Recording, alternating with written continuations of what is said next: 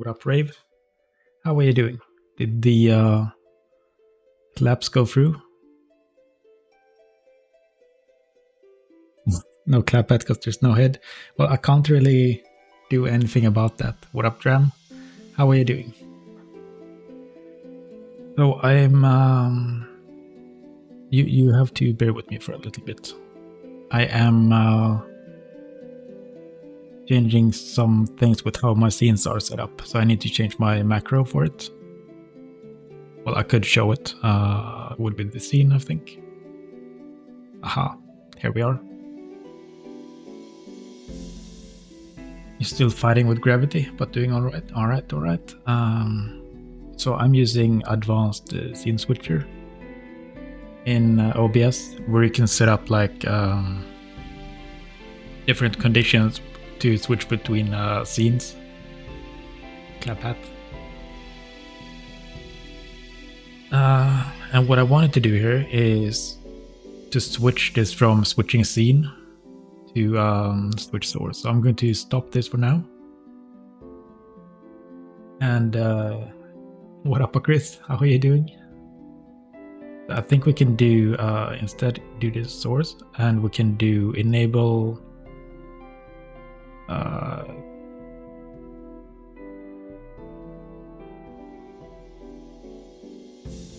this would be going to rider, so that would be my main monitor, and Unity would be the same, just that we're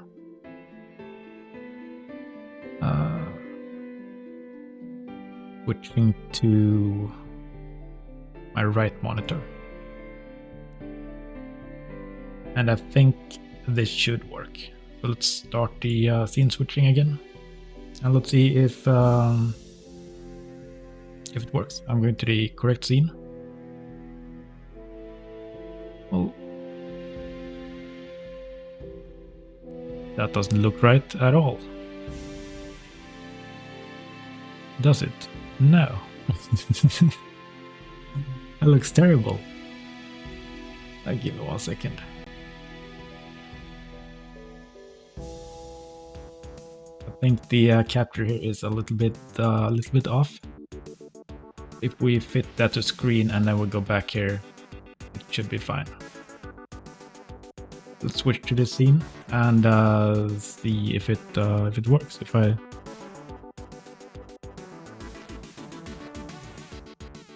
close that one. So now if I select rider, it should switch to that source, but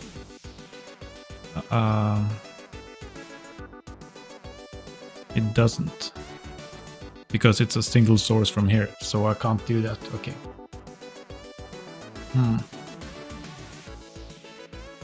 Never mind. Going back to the old one. Let me set that up again and switch it back. What up, Kage? How are you doing? Welcome. Give me just a couple of minutes and I will switch this back, and we should be good to go.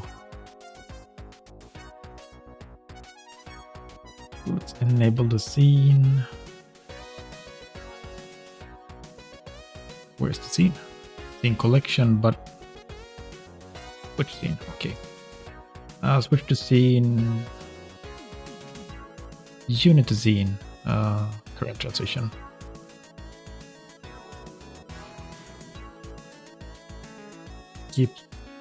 Keps giving you a new prototype to dabble with today. Oh, is it the box one? He showed me something about the box thing he was doing. At the rider scene.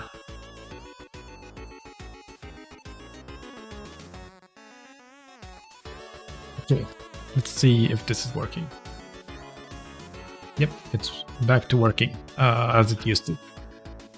Yeah, the box one it's a kind of cool mechanic.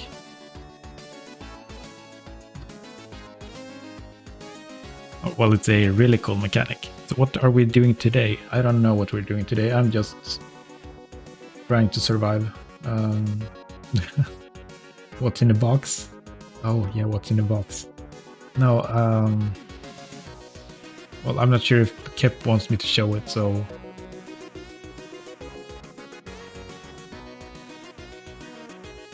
I'll ask him if I can show it on stream.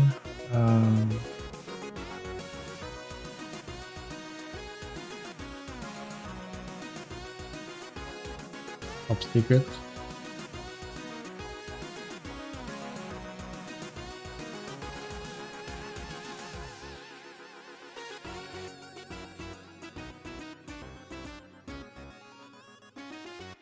He said, not yet. He's going to send me a better GIF for it. Or GIF, if you wanna pronounce it like that. Okay, so there's one more thing I need to do. Just one more thing. Un momento.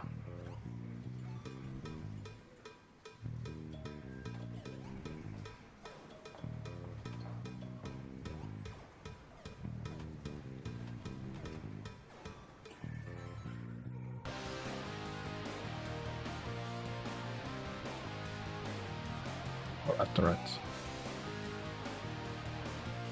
Now we're good. So let's see what we did last time and what we're doing this time. The only thing I remember is that we were working in the warp rooms, the room manager. So this is kind of one task, and we almost finished it. We managed to warp between different rooms, but the room system didn't. You need some scope creep. Yes, I do. Help me scope creep. So we need to fix the the room system a little bit, and so it loads the room you go into. What up, Jessica Scott? Welcome. Welcome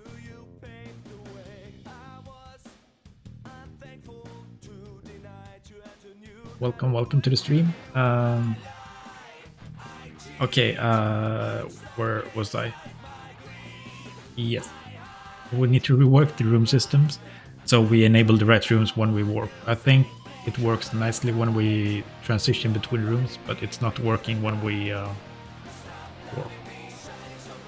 The next thing I'm going to do is make boss bombs explode on collision. That's where I'm going to... Those two are things I'm going to start with.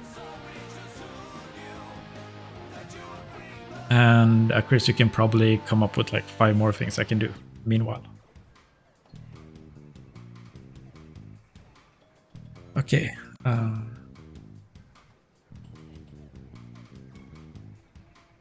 What up, Jessica? Not much, just starting stream, and we are working on this Metroidvania. What up, QB? How are you doing? And we have this room transition that's buggy, but it is not working properly when we warp between rooms. We're not enabling and disabling the correct rooms that we should. So last time we implemented the quantum console, and what I want to do is warp the room and like index 1, and we warp the room, and this one is working because it's a neighbor of the starting room, or it's... do I stream regularly? I stream, I think, like 5 times per week. Kind of.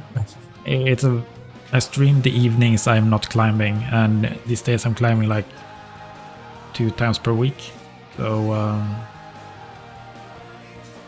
I'm streaming around 5 times per week, and it's really fun. I've started doing a lot of streaming recently, and I'm really liking it. So Kep sent us a new GIF. Look, you get a box. And then you can place the box and you can jump out of the box. This is really cool. That's the new prototype that they are working on. Oh, even more teleporting stuff. This looks really cool. So that is a really cool mechanic. Creating a box around yourself. That's going to be, that would be a perfect not a teleport, it's a door. Well, you're teleporting up there, it's a teleport, of course. How else would you go from like you can't see my hand when it's over here to the left, from one place to another in an instant? It has to be a teleport. Yes. Right, so what the problem I'm having right now is if I teleport to an area or warp to an area where it's not loaded. I'm running real quick. That's true. That's true. Xanic speeds.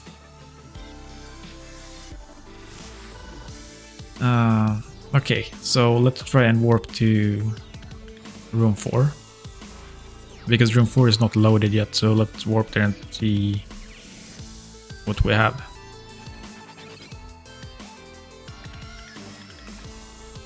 And you can see here where it was not loaded from the start, so we're just falling. So that's the problem that I need to fix. If you warp to a neighbor room, it works. If you warp to a room that's not a neighbor, it doesn't work. So I need to fix that. So if I would warp to room 7 now, it would work. Warp to room 7. And here we are in room 7. We unloaded the rooms over here, so that is working correctly. We did not deactivate the spikes. Oh.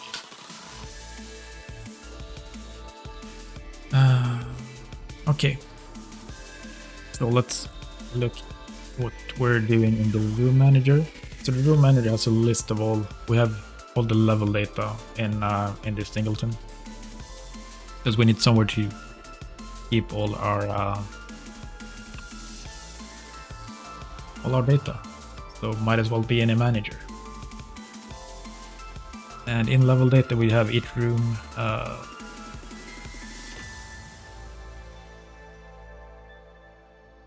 and in the rooms we have different types of objects. It's based off of LDTK.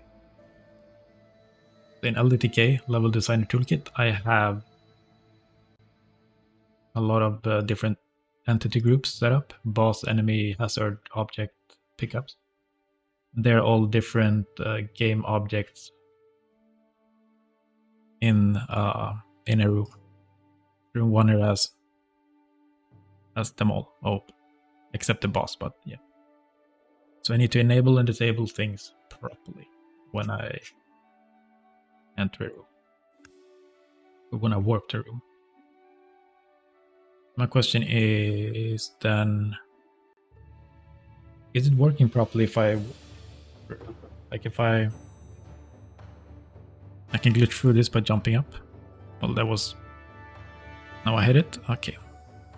And then if I fall down here and go to the left, then it's loading. So the normal transition is working.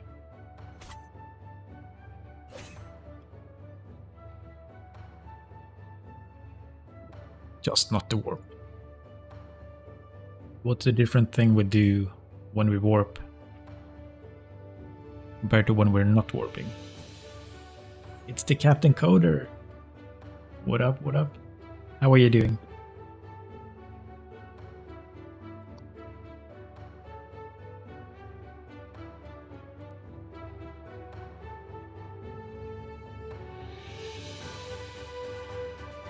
Doing excellent.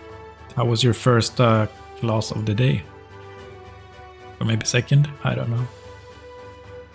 You're here to bug Dram. Go ahead. Go right ahead.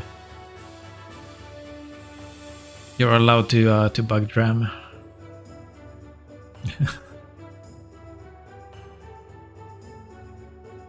No, okay.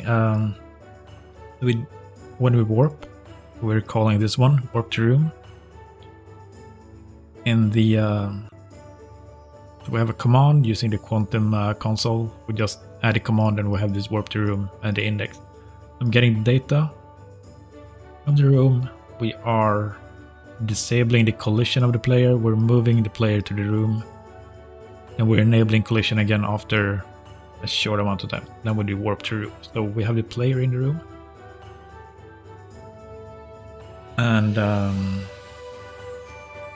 need to understand why a transition to room is not working. Because we have a room exit. I need to check what player room transition does. We have two usages of this, and it's player transition component. I think it just gets to move to, so transition. We'll listen to transition to room. Yeah, we're not doing anything special with the rooms. We're just moving the player. That is good to know. So everything is in the transition to room thing.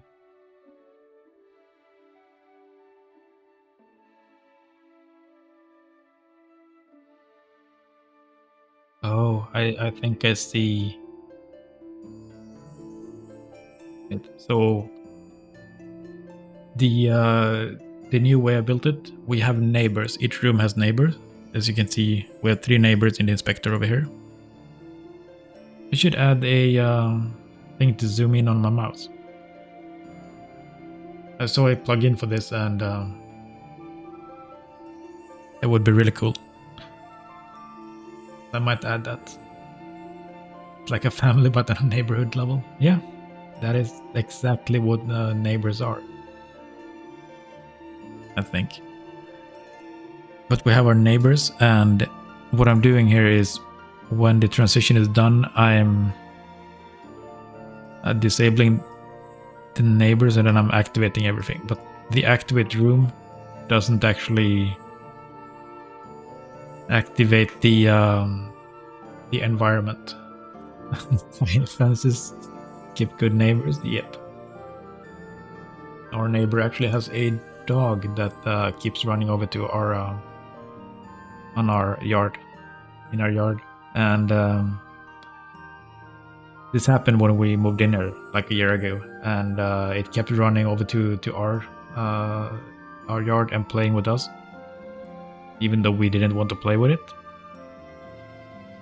We were actually working on our on the climbing wall, and had kind of big saws and stuff, like electrical things. I don't know the names in English, but kind of big stuff. And the dog was just running back and forth between our legs at full speed.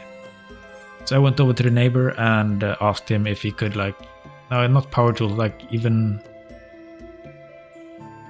it's like you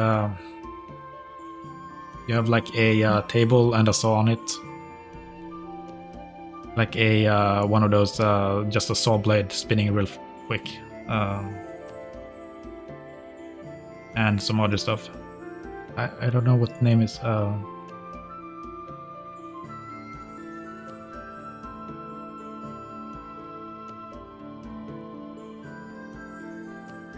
Anyway, I went over to the neighbor and asked him if he could kind of put up a fence or something around his yard so we didn't have his dog running around when we were working with dangerous tools. And I will never forget this. The first thing he said to me is, well, I don't want to, we're new neighbors and I don't want to, a table with a saw? A table saw, yeah, exactly. That is it, right? Yep, that is it. It's a table saw. Good. I'm good at this. No, the first thing he said to me is, I don't want any I just want to keep it nice between us, no fighting. I would just want to keep it nice and be friendly neighbors. So if you don't like the dog being over at your in your yard, kick the dog. And I was like, no, I'm not going to kick a dog. It's no, just no. No. Yes, he told me straight out. Basically, the first thing he said to me was to kick his dog if I didn't like it being here. It's just, yeah, I will never forget that.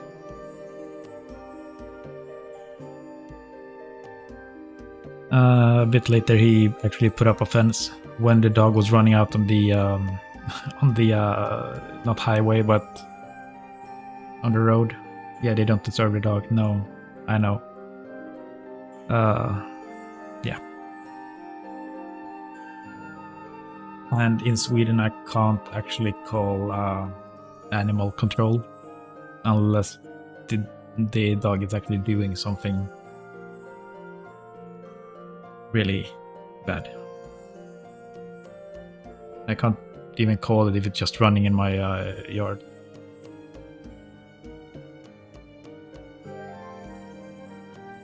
Yeah. Anyways, so let's fix the rooms. I think the problem here is that I'm waiting. With, I should show the neighbor rooms. I should actually not show the neighbor rooms. I should show a showroom.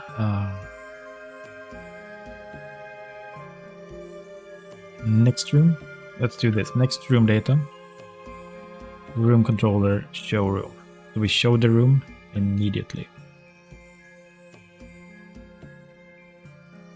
And that might work. I'm not sure. We'll see. Hopefully it will work. So let's start this and try.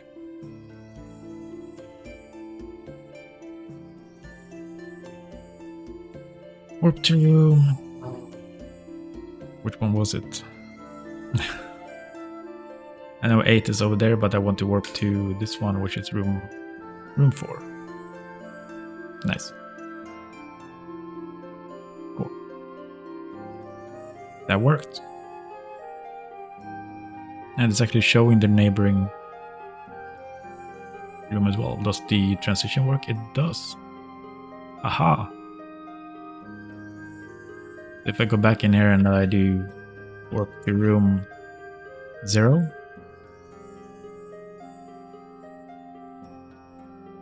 Cool. We need to hide the previous room though, when we call the warp. Can I do that? I can. We do transition to room and then we have the current room data. So we could do current room data. We don't have the current room data. We can get it. Room data hide. Room controller hide.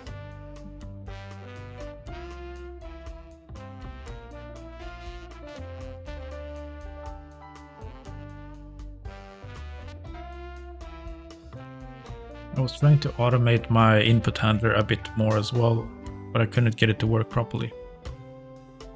I wanted to add a post-processor script that would notice when the player input action, when that would change. When this changes, I wanted a script to react to it. But I'm not entirely sure how to get that to work. Because then I could automate everything in my my input creation. Currently I need to create one scriptable object and add it to the input handler. I would like to automate that. I probably could, if I could just find how. Okay, so what did I... Right, we were hiding the old room.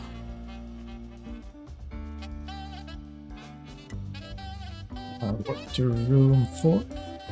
Good. Warp to room 0. And we're hiding the room we went from. Good.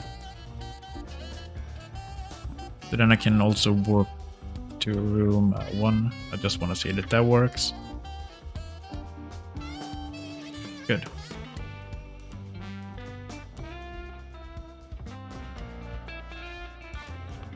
Good. Then we're done with the first task.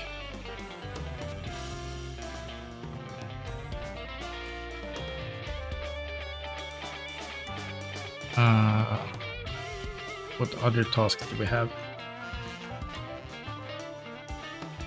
We have the make bombs explode, but I think I added some more. Alright, puzzle mechanics. We had a chat about that. So let's add a movable platform.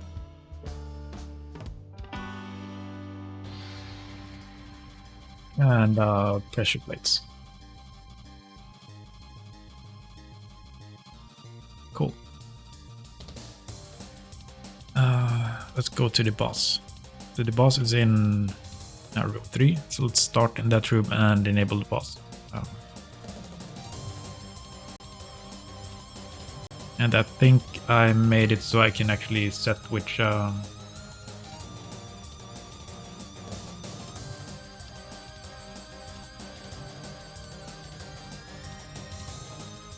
is not correct.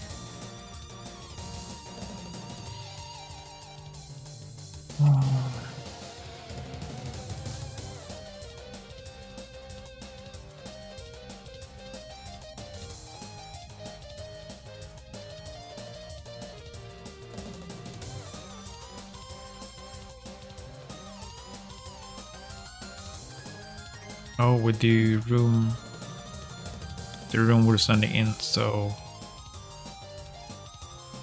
we do starting room beta, so room controller shuffle. We do also show neighbor rooms, or no, we're doing that in here. I'm just gonna add a room controller to room.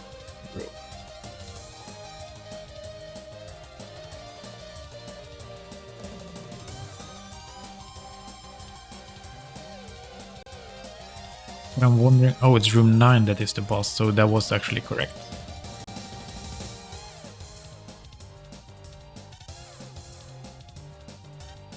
I just want to spawn in room 3 now to see that the that works. Yep.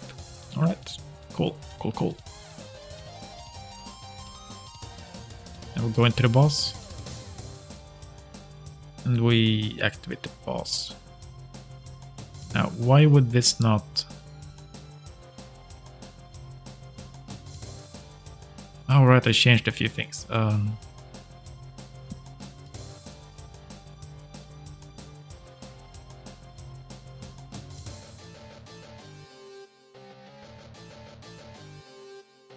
think these should both be enabled.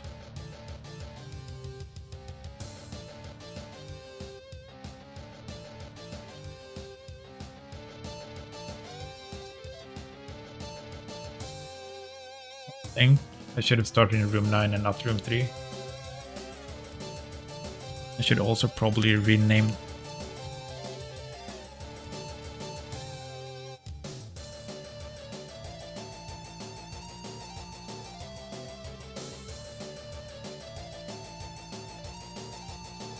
We're on the boss intro camera. They should probably be disabled.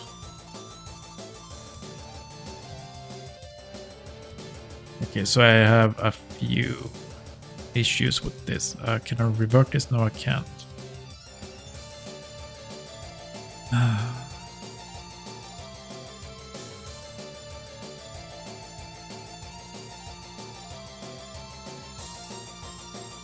Let's see what we have. Is it start boss? No, Panty boss done. It's when the intro camera is done. I can't do that. Pan to boss. Why does it say no function? Oh, there we go. Then we have this one which would start the boss. Okay, I think it's good now. And let's go to the room manager and set starting room to 9.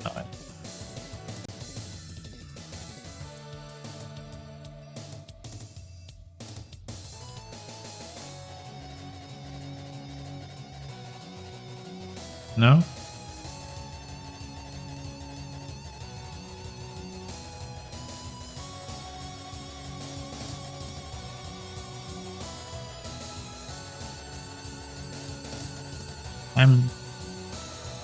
I'm a bit confused. I have to admit. It's complaining in here, in Pan to boss, that it's not finding this boss intro camera on the boss controller. Oh, it's on the boss controller, it's on this one. How did I lose all my links to it? Boss UI controller is here, and then we do boss intro camera, boss camera.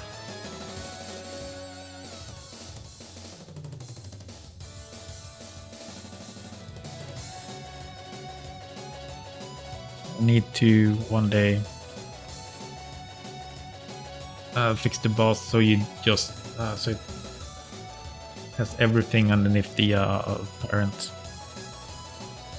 underneath one object. All right. What I wanted to fix here is the second phase. Okay. Yeah, now a lot of things are off.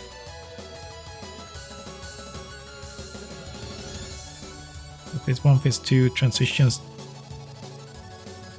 also.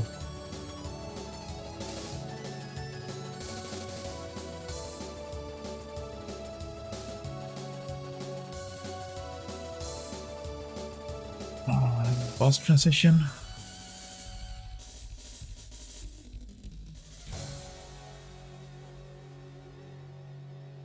Ridiculous. I do not understand how.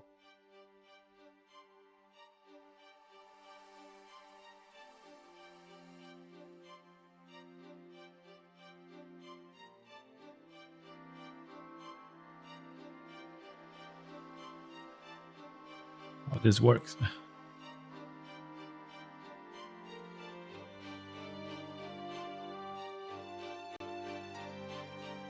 Oh, it probably lost one of them. Let's do it like this. Let's change this a little bit. We have a move to transform. And let's just add a vector 3 to position.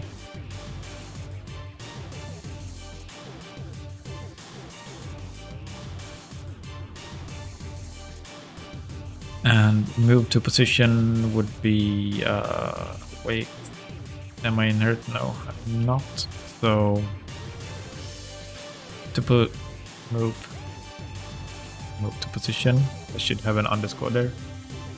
Move to position Y would, move to position would be transform position, I would say. Move to position Y plus equals 3 units, 5 units, maybe. Yes. I don't really need to serialize the move to position.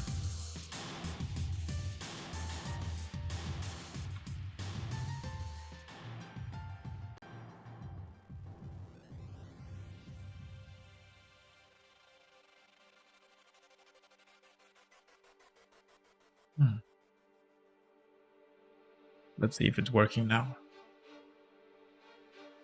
Oh, I think it stopped working when I was playing around with using separate levels instead of one world. Now it flies up, poofs. So this is the second phase, and currently it's very easy. You can just dodge this pretty easily.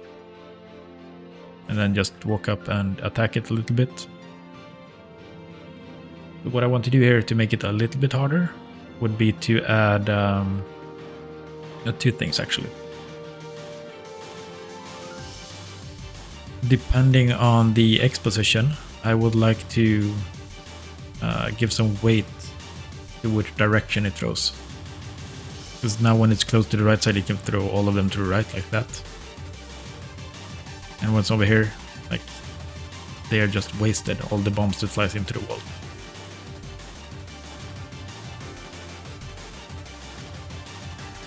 So there are two things I could do with it. One would be to give weight to it. The other one would be to give more horizontal movement to it and then make it bounce on the wall.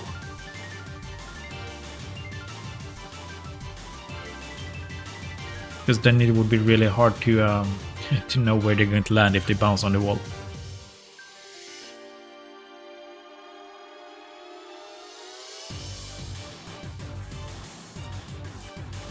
So on collision, explosions, and bounce on the wall. I think that would be a better phase. Let's go into phase 2. Let's see what we're doing in phase 2. Attack bombs component. This one will send out boss bomb.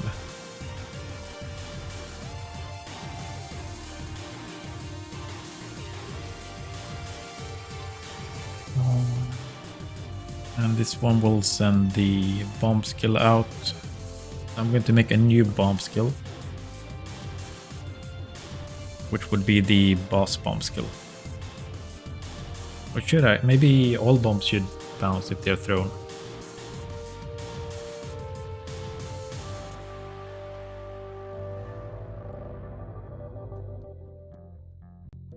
Let's start with the boss bomb.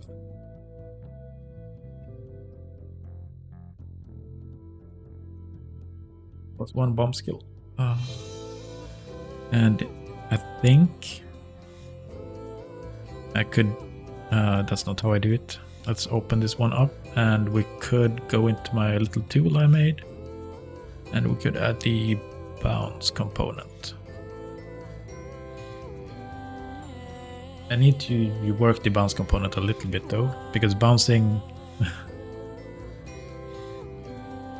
if I do this,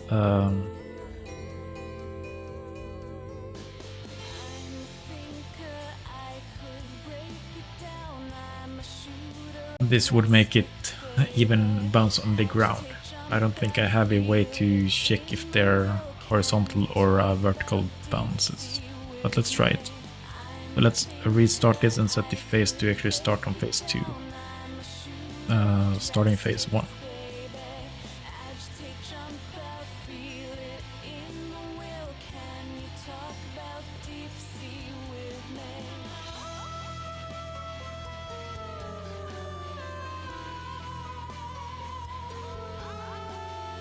That didn't work.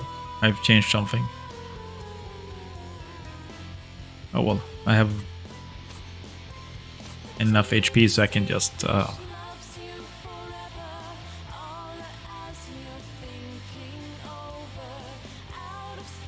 okay, that didn't work because I didn't actually change the boss to use the boss bomb.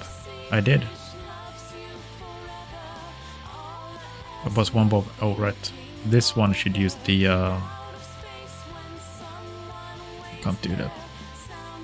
Let's add that property and go to plus one bomb. Let's add that skill in here instead.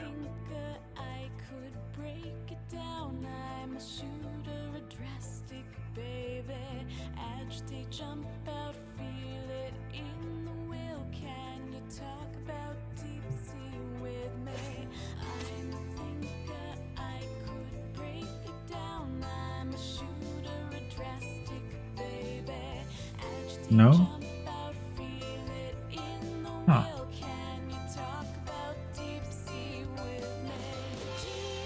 are the bombs? Here we have the bomb. Collision.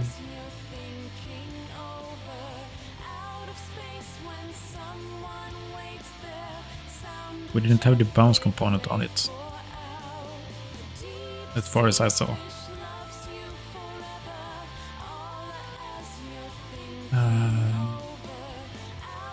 We have a velocity component, right? We don't.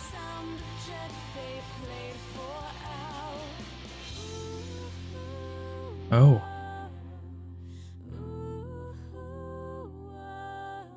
How am I using this one?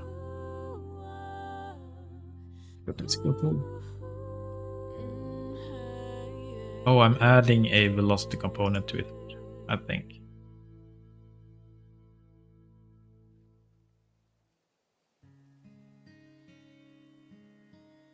I can remove that. I think that when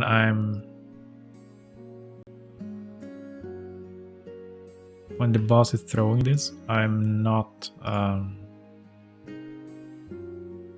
I'm adding a component. We execute, we add the velocity, yeah. Can bounce. True, that is why. So I added can bounce, but we need more settings than can bounce. Can bounce Y, can bounce X.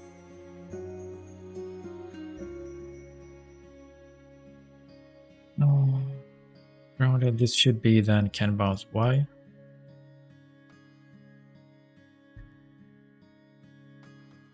And if we need to make another collision info check, if collision info, collision, right wall collision has collision, value has collision. We need to do the same here, but on the... Oh, if we have bounce info, we do...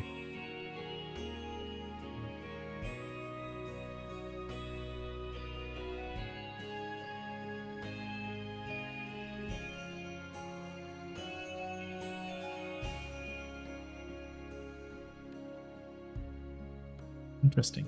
Bounce component.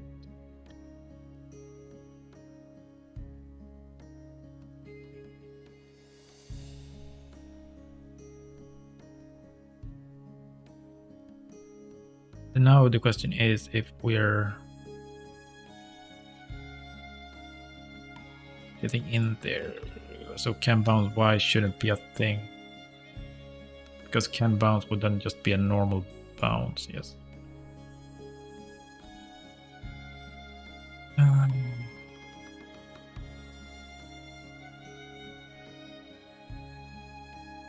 That's true. But I'm wondering if we has bounce info. Let's attach the debugger so we can see what we're doing. And if we can get any information.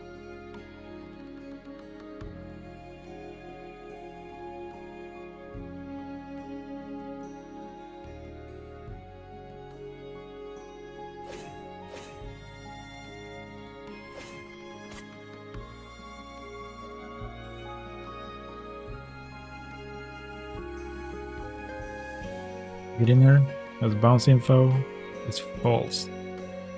And why is that now? So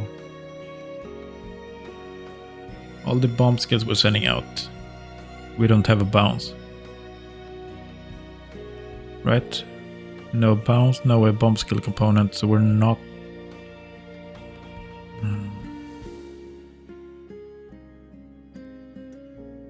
Was one bomb, was one bomb skill.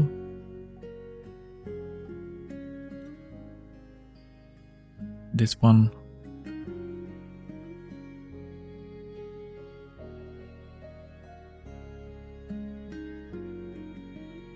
Let's remove that and actually make a new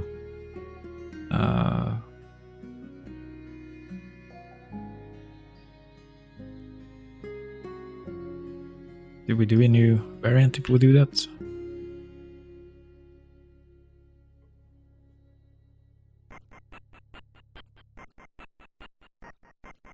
bomb skill, boss 1.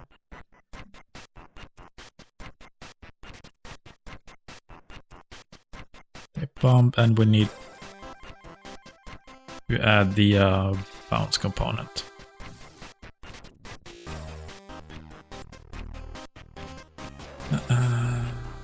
Entity editor, select that one. We add the bounce component, remove. We closed it, I mean, we don't remove it.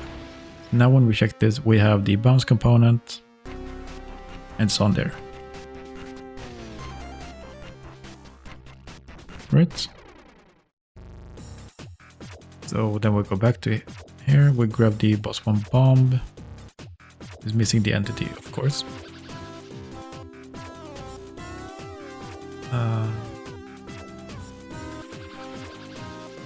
What was I doing? Right, we need the bomb still. For the boss,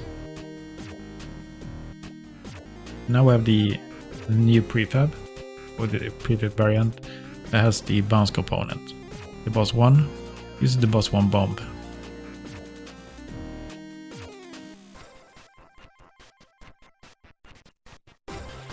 Oh,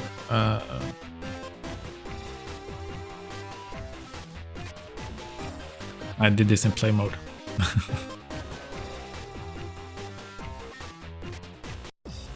So this should still work with the bounce component on here, so that is correct. This one probably needs to with the boss 1 bomb, that has the right info.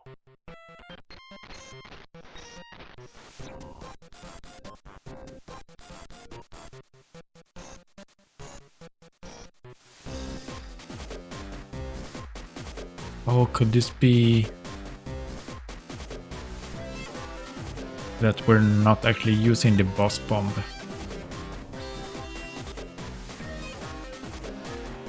Are we? Crit skill.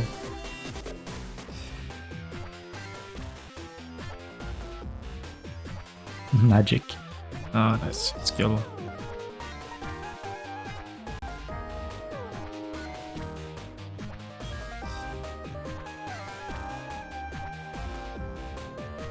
Alright, so that's the problem. I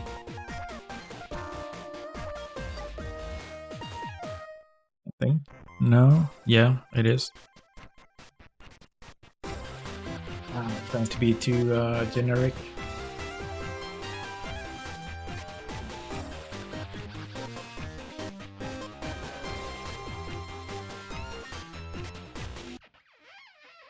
Because it's a type of skill, but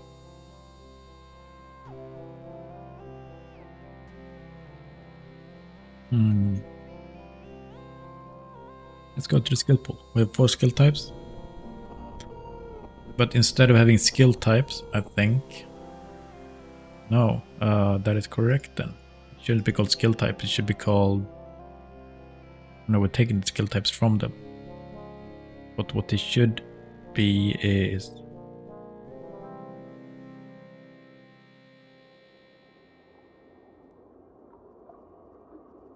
something else.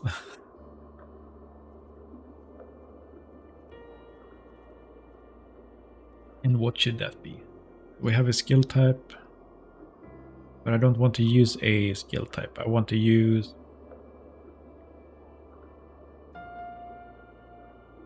Well, if I do, I have to add all the skills in here, which would be boss bomb 1 and... Can I make this in a way where I don't have to...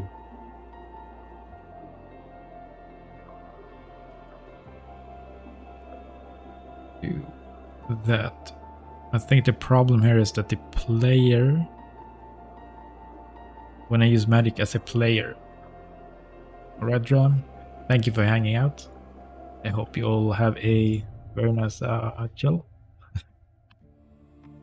And have a wonderful evening. If I go to the player magic, I think I call it something like that. No, player skill. In a player skill component, I take in a skill database. So the skill database should be the skills. So we should not have entity skills. But I'm getting the skill of the skill type always. Instead of getting the skill, we should save these skill data.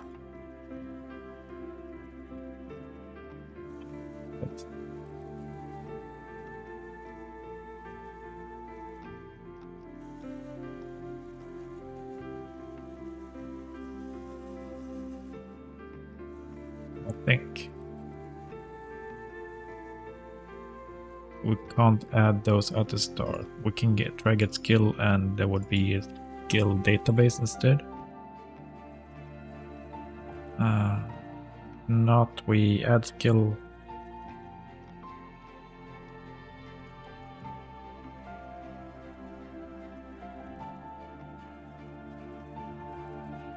This would be take a skill database instead. Database, and this would be a skill data.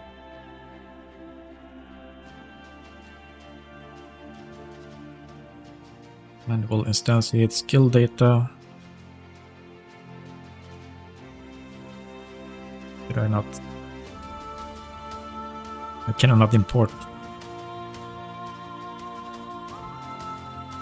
That is wild.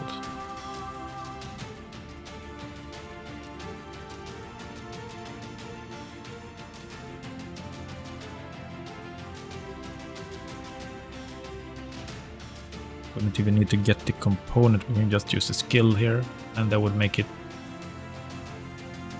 a lot nicer. And we don't need that. Then magic would instead get skill. If we can't get the skill,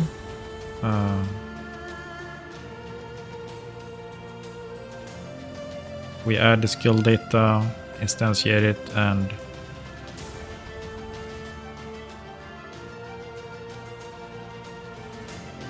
now the question is, I don't think I can do this to a dictionary if it's not initialized with that value. Can I? No. So I probably need to do if skill contains key skill data.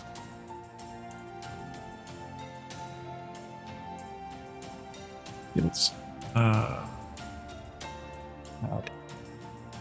Skill data. New empty list. I think I need to do that.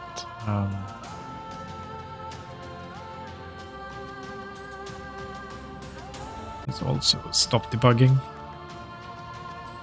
I might have to change one more place. No. Okay. We'll see if this will work.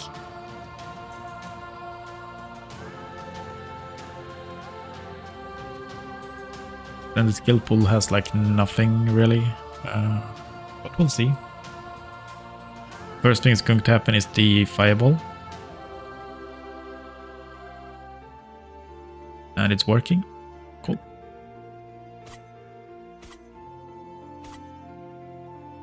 And let's see the bombs, because now we should spawn the correct bomb type. They are not bouncing, but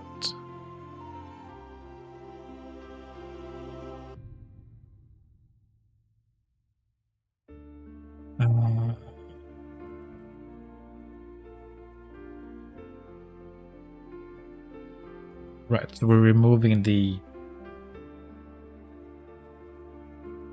That is true.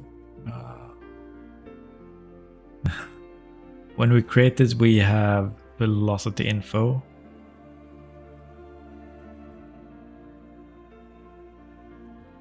So I think I need to change how this is created. We're creating this and adding a velocity component. And I do think that I need to remove the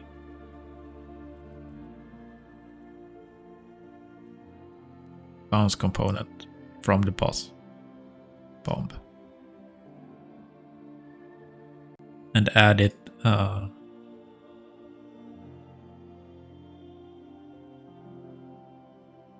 when I throw the bomb. I think that is what I need to do. So for that we also need a bounce component.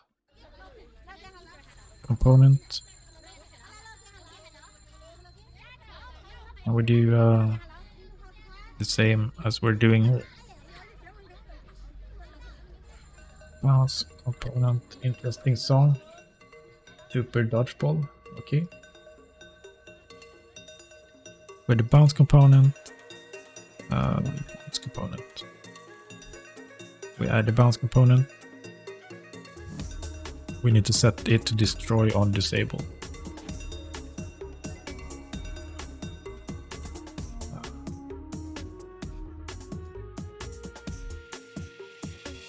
Also need to get the data. Bounce data.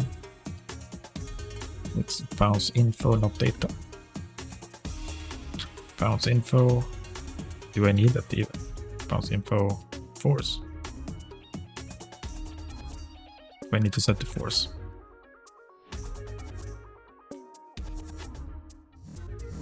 Then we set the throwing force of the velocity. Good. Run setup.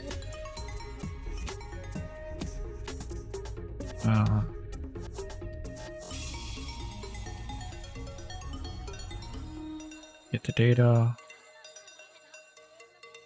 I'm thinking that I might run this after we have added the bounce component. I'm not sure we're running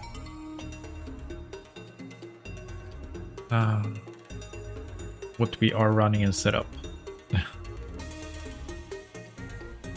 If I'm running the initialize and get data. We will see though, because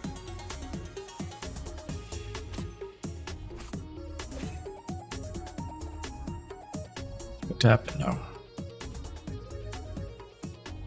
No. Argument is null. Thing you want to instantiate is null. Tech 81. That is true. I never set the component. So we need a bounce component.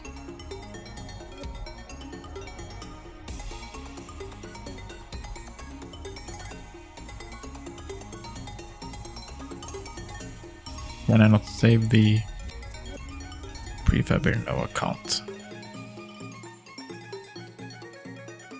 Just open this one and add a bounce component.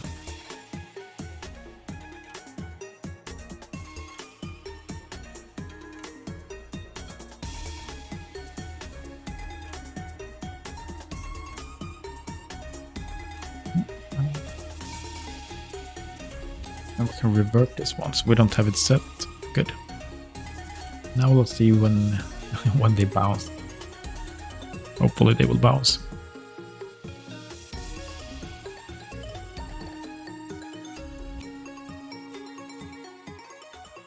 But that is only for initializing them and getting the data. We'll see how it's going. The bombs are not bouncing. Data already contains bounce info. But why? Destroy on disable yet.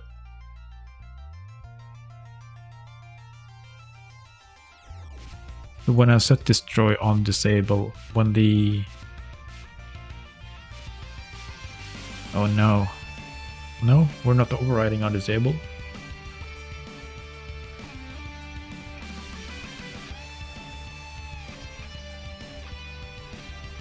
It's not going too well. I'm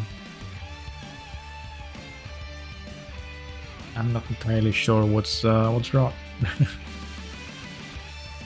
Oops. Because we are setting... What could be wrong is that I didn't refresh, but I'm not sure. it's not bouncing, so coding impossible. Indeed. So I think we can run, we have get data we could run.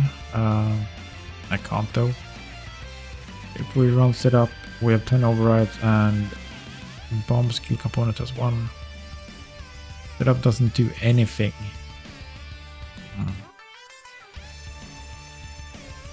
That is the component, right? So we could do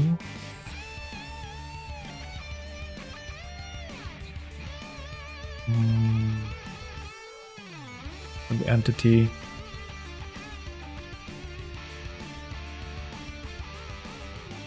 That is the entity main. That means that we could run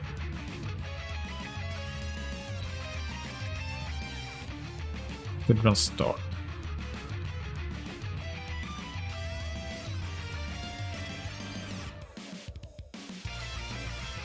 Yes, let's run start. You're possible. Kim Possible. That was a good show on wherever that was. Disney Channel, maybe.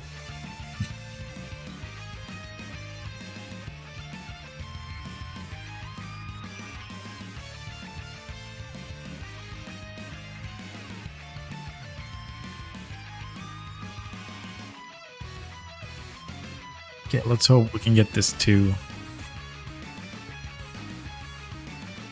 bounce.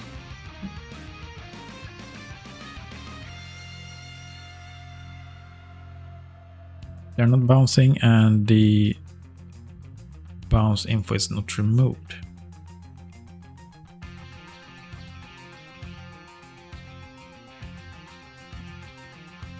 Let's see when they explode.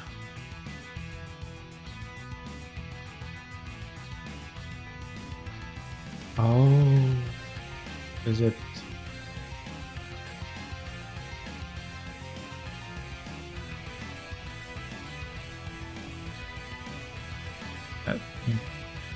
The bounce data is not removed. Could make sense. Maybe.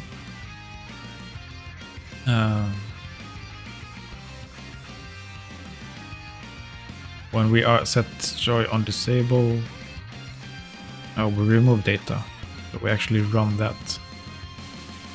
But that is only on the velocity component, right? I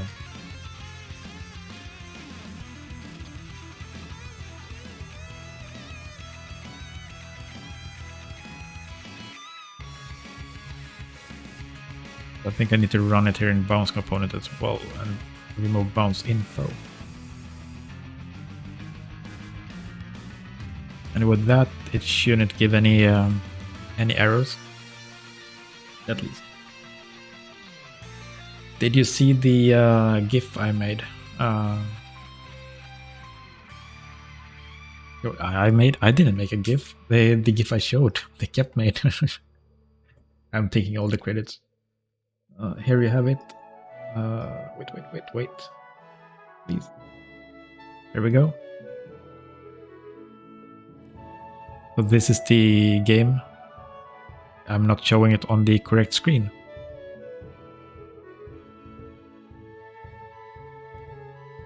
One second.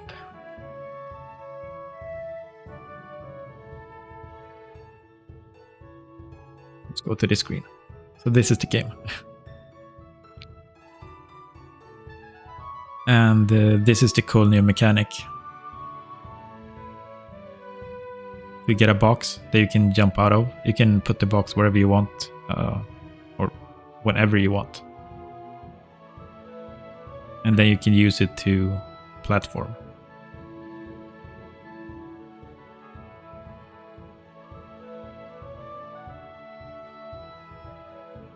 So that is a pretty cool mechanic. I did something similar, not a box, but in a program called Core Games. It's basically where you can create games, and it's like Roblox, I guess, but for a 3D and made in Unreal Engine 5, 4. I made one where you could place a platform underneath you. You get a set of platforms, and you could put them underneath you when you're jumping. You could. So it's kind of the same, just that the box is a lot cooler and it's in 2D, which also makes it cooler. Let's see now.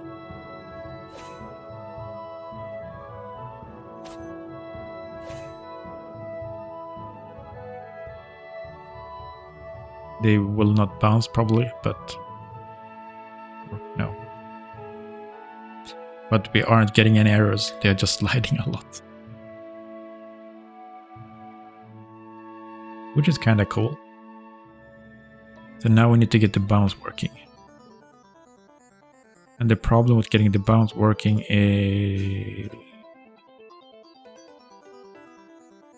maybe nothing, actually.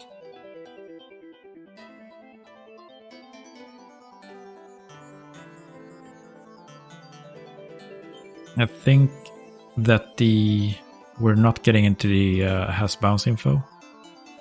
Let me actually try and see if we get in there. But I don't think we do, and that is because we're initializing this before where we have the bounce component. So I'm going to override the setup in the velocity component and see if we have a bounce.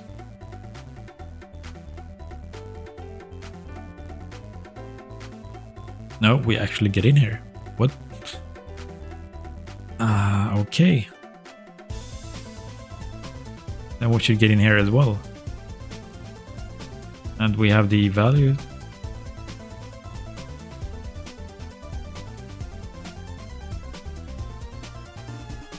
Let's see if we get into any of these.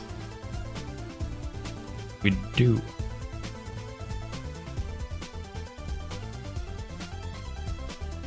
And we do change the velocity, which is that, which should now be minus 11.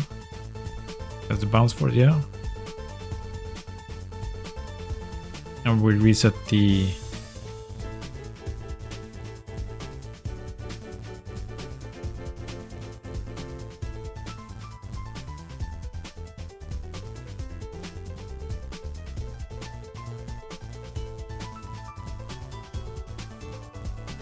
flying all over the place.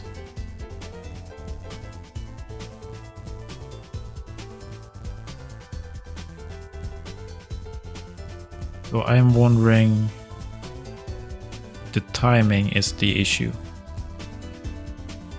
on the bounce component. We take this one, for example. Over there. We have the bounce component, which is priority 5. Collision check is 50. Do we have anything else?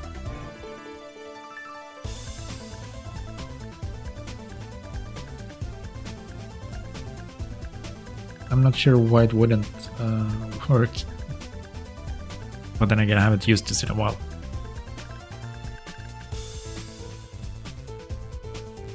Where the bump scale component? Bounce component, I mean. We're running that. We're setting the velocity info.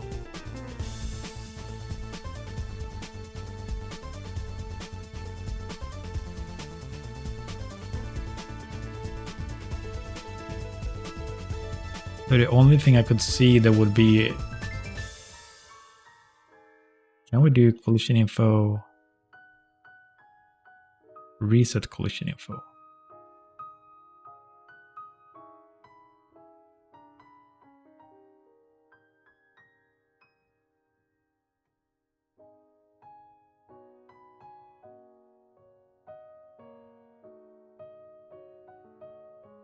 Or should I?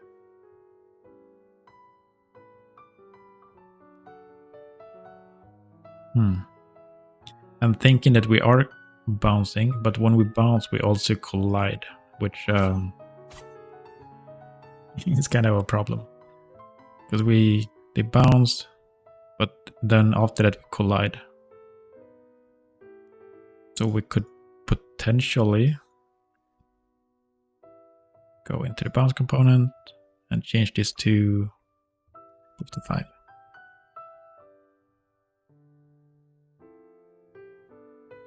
Maybe. This is just a test.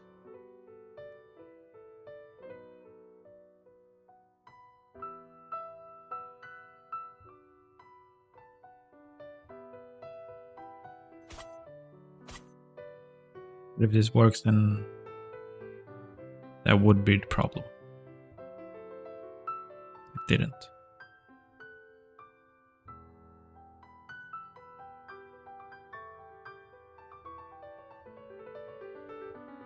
At least the velocity is set properly. I think, yeah, let's try and just do collision info is enabled. False. Timer.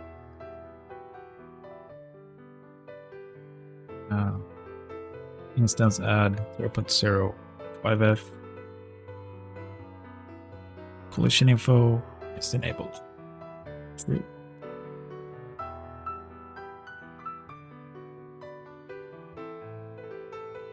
I'm just going to see if the collision is the actual issue. That we are bouncing but we're colliding, so we actually don't fly up.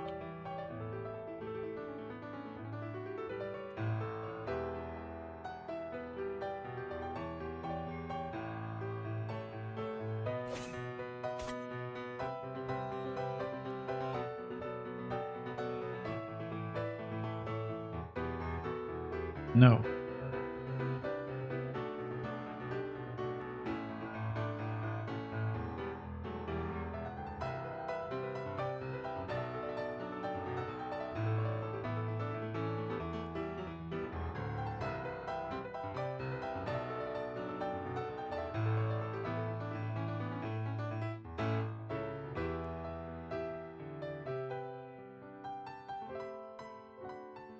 For a unit test, yeah, good luck with that.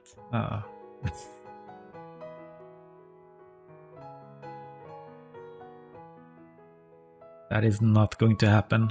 If you manage to write a unit test on this, then I would be very surprised. It would probably take like 5 days to just get something going. And after that, you also need to simulate time somehow, and also a collision.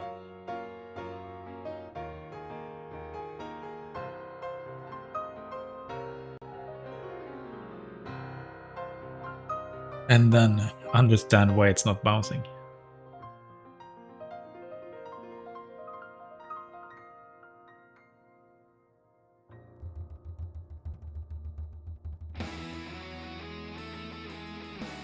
If full speed is higher than 0 and we have ground collision, then we bounce. That's easy.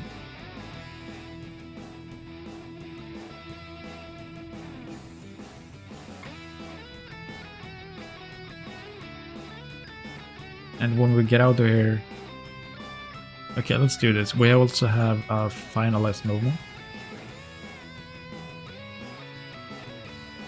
In finalized movement, we get in here, but that's for every script. Alright, Captain Coder, thanks for hanging out. Have a good day, and good luck with your with work.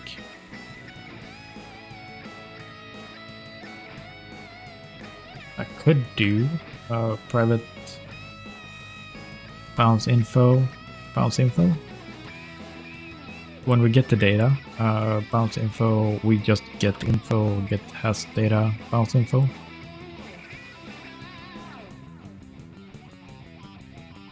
Alright, bull. You find love work? Nice. That's bounce info. So what are you going to do now? debug log here.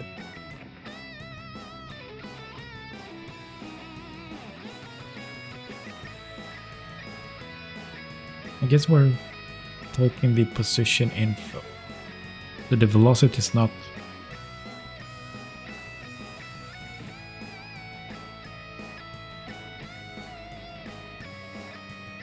Alright, solve AI flying in gravity. So yeah, yes. I got you.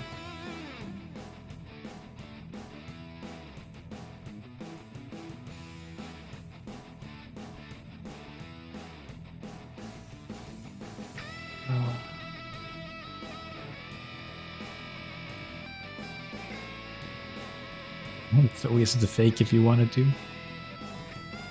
Well, sometimes it's good to be stubborn and sometimes it isn't.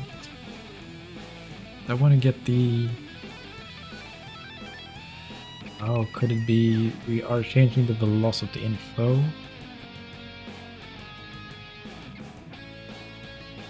So if we go to the velocity component, what does the velocity component? What is the priority 1?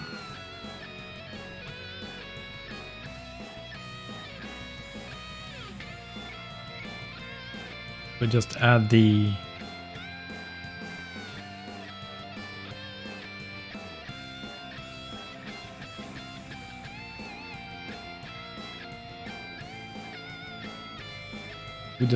velocity we have to the component, and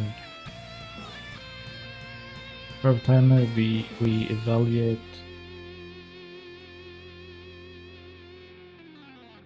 Oh, could that be a thing that I am?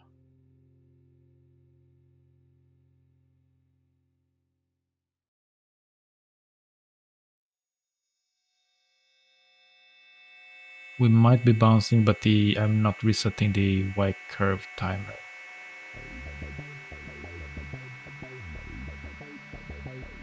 I wonder if that is the problem. You need to look up why your acceleration force doesn't work correctly. If you apply a negative gravity and slightly decrease the amount, it slowly falls as normal. But when you add back the force, it maintains its velocity and doesn't fight it. Would make sense. Yeah, that makes sense.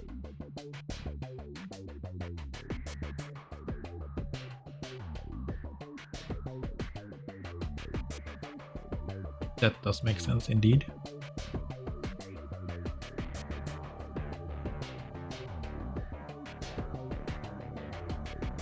I think this Y curve timer is what I need to change.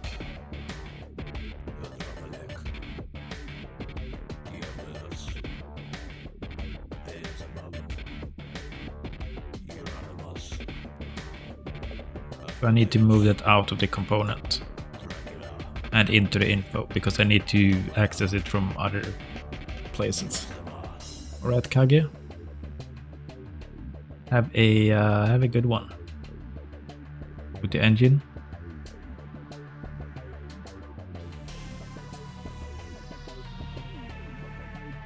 I got thank you. Have a wonderful time at work, and I hope I'll see you again soon. I'm not good with this stuff. Okay, the Y curve timer is going in here because we need to reset the timer, so we need a public float Y curve timer get set. We don't need to listen to value change though, we just need to use it. Lost the info Y curve timer there. Then we can go into bounce component. When we bounce, we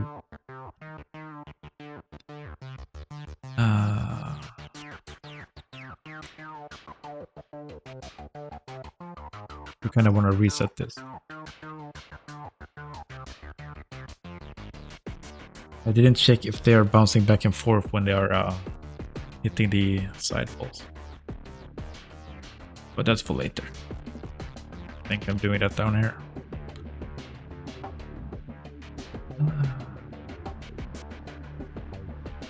I am feeling really tired. And after this test, I'm going to take a small break and make a cup of tea.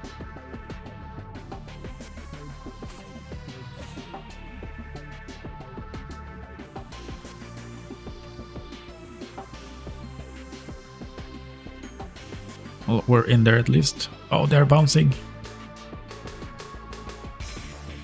Not very good.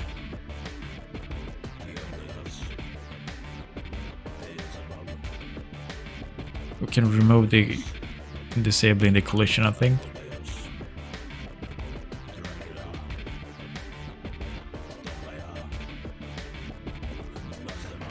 So that was the problem. The Y curve was too much.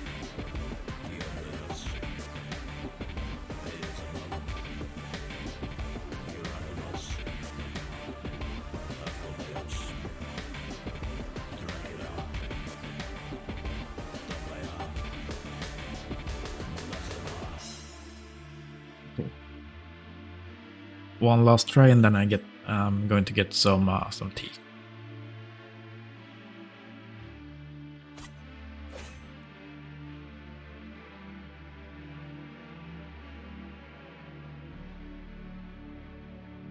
No, they don't bounce at all. They bounce when they get down there, but not when they land. And why is that? So if we put a breakpoint in the bounce here, we still have quite a bit of velocity with the -7. And that would be the initial velocity.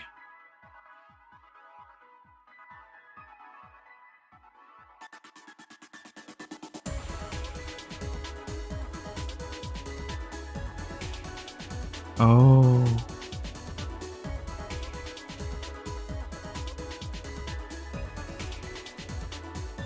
A lot of them have minus. Fall speed values.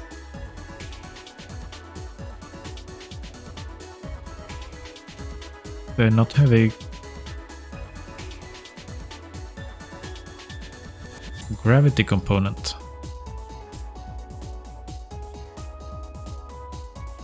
Oh no, we have to take it right there instead. I set fall speed to 0. But 26 minus 40.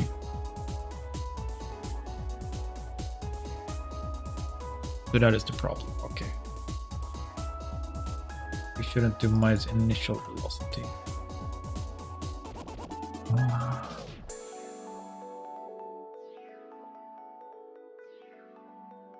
I think we need to do it multiplied by current velocity. Or maybe I should take the initial velocity.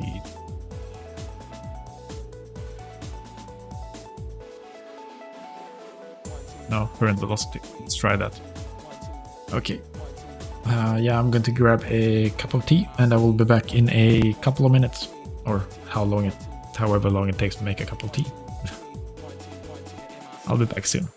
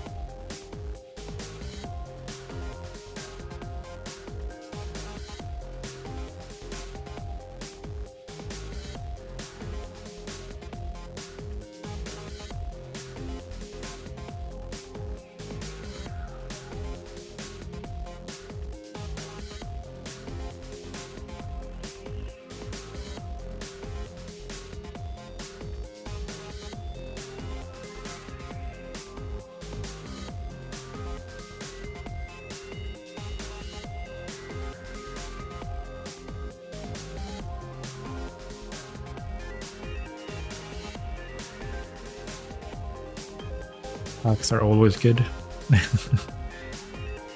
Adding a bit of drag fixes the auto stop you want. Nice. That is very nice. Good stuff.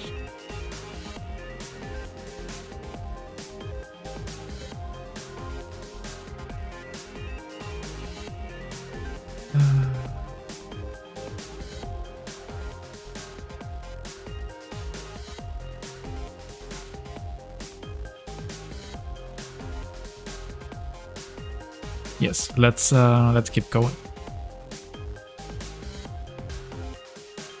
Okay, so I did stuff and now I'm going to test it. I kind of want to remove my component system and just split them up into other things and not actually use it everywhere. It's a cool idea, but it's not working as I want it to. Now they bounce. What did I do? I fixed it. They're kind of lagging with the bounce though. Or is that... No, that is not just me. They're bounce... Wait. Oh. They are not lagging. I am lagging. Because I am... rightening. I'm here on every bomb, every frame.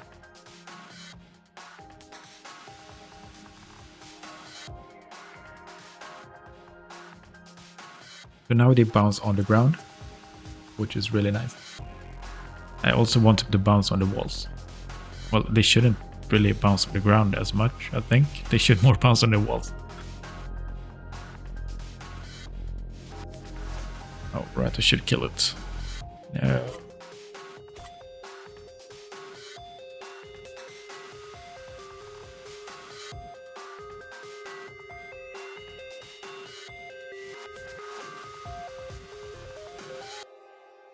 Yeah, okay. They bounce on the ground, which is good. Now I need them to change horizontal direction. I think we need to use current velocity for this one again.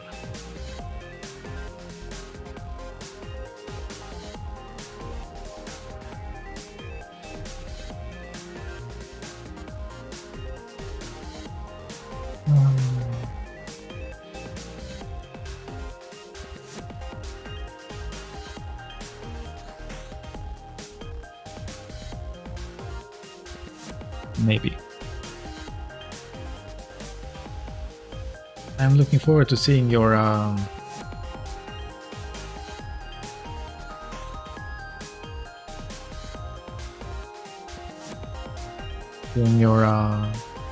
anti-gravity areas. Sounds pretty cool.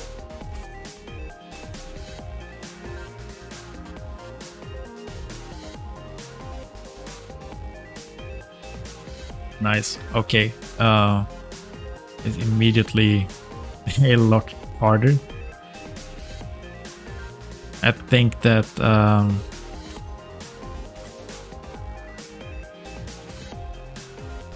I don't think I need them to.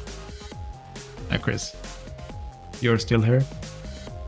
With this bouncing, I don't think I want them to explode on hit. But I think this will make it a lot harder to... Well, this is a lot harder.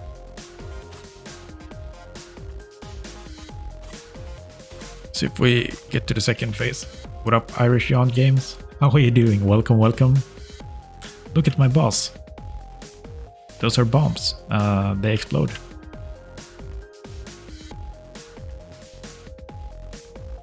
How are you doing? Welcome, welcome. Glad you could catch the stream. I am playing around with my boss and making it making it great again. I think this could actually be challenging if the boss has a bit of HP, and you gotta kill it.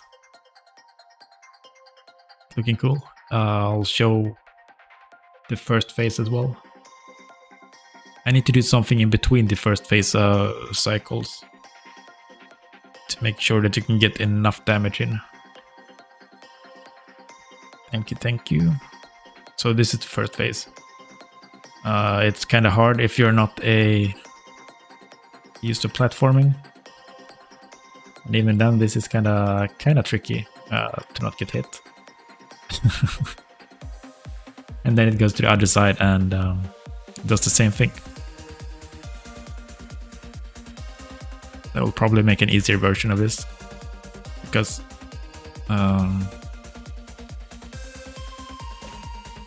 yeah, that is kind of hard.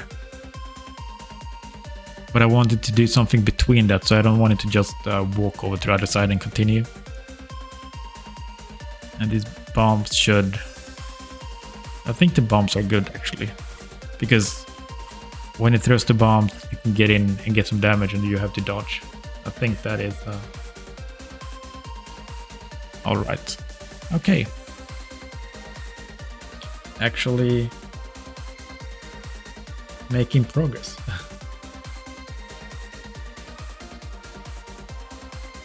It is tough. I've been thinking if I should have an easy mode in the game.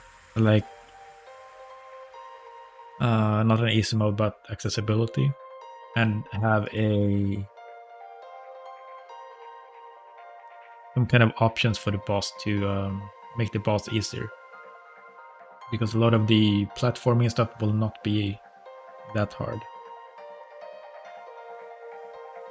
So I think accessibility options to make the bosses easier would be a really good thing to have, because I like it to be challenging. I can't remember which game it was, but there was like one game that said like this is the level that's intended to be played on, but you can make it easier if you want. One game that made it really good, Celeste made a really good accessibility options as well. I might copy that.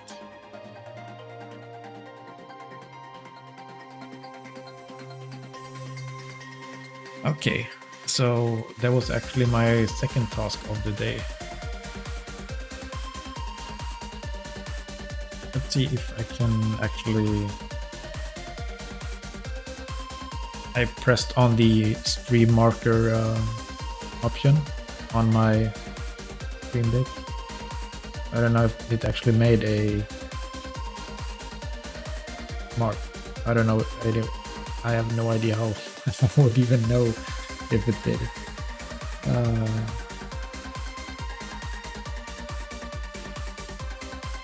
Do I notice it in any way? No.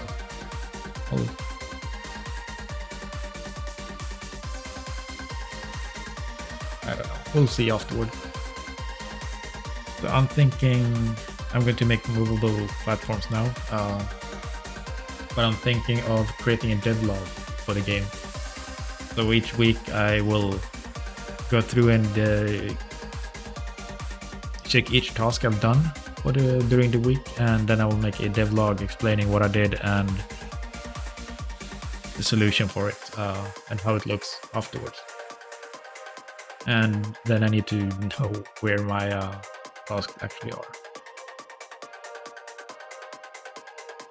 Yeah, I've been thinking. Yeah, I want to make YouTube videos, and I was starting to make a tutorial, but I am not a good speaker at all, especially not for a YouTube video. So it's it's a terrible video. I started putting it together in the video editor, and it's just terrible. I need to redo it. So I was thinking instead that I could do a devlog for what I'm doing. I could also do highlights from the stream if something fun happens, and put that in the devlog instead. I think that would be a better approach for me to start making YouTube videos, and when I'm better at making YouTube videos, I could start doing the tutorials. Because I have a lot of things I want to teach, but no one likes the that stiff teacher on YouTube that I don't know. I just feel really awkward in those. I feel better when I watch myself on stream, but when I listen to myself in the YouTube videos, it just no. Okay, so movable platforms. So with the LDTK level design toolkit, I'm actually going to add the movable platforms in here first, and then we're going to add them into Unity. So I'm using a level designer toolkit to design the levels. It's a Metroidvania, so this is a wonderful way to keep track of all the rooms and how they are holding together, and also creating different types of events. So if we check this, for example, I have this lever over here that is opening 3 doors, and I'm also triggering a spawn point for enemies, this one. And here you can see I have a spawn on trigger, good name, but this one enables 5 enemies. This is a wonderful tool. So if you're doing a side scroller or top down, I would super recommend this. I worked with Tile before, and it was kind of complex and didn't really. It did what I wanted to, but it was complex. But if we, for example, show here, I have this door, and this door will open when a lever is, when the lever over there is pushed. So all I need to do in this is to add an array of entities, and I just add the entity I want to link in here. So I added a lever, you can click on it. Now you see all the doors here and which room they belong to, and then it just imports this. You can see in Unity I also have these lines to all the enemies, and goes to the lever as well. And if I grab the lever, you can see from not the lever doesn't actually have the data. The doors, the ones that are being triggered, has the data.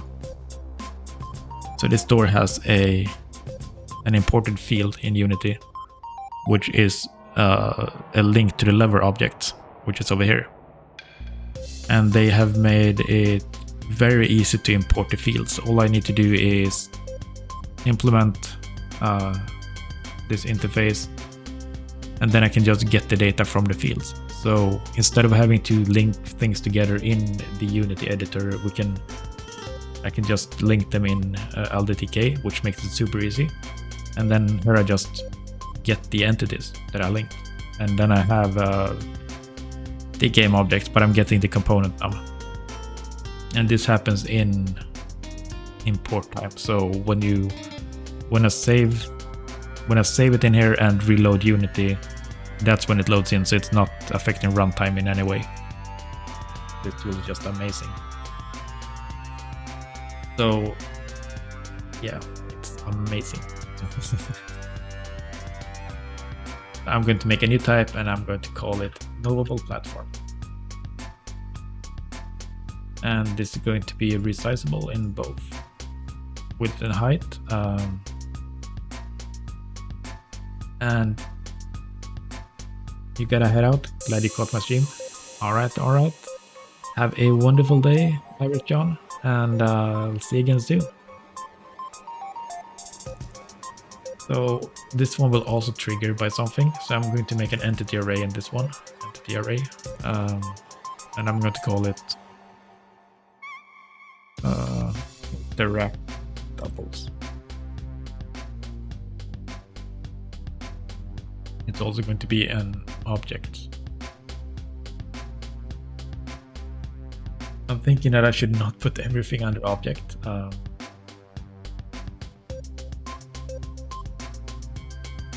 So object, I should probably split them into like room things and like a spawn point, a virtual camera, room transition, those are room things. And then we need platforming things, or I don't know what to call them. I don't know how to split them up.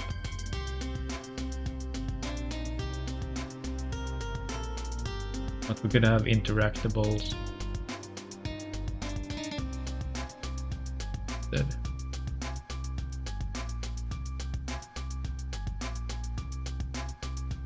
Everything you can interact with, like levers, well, it's all levers for now, would be a play collision. Yeah, let's make a new one.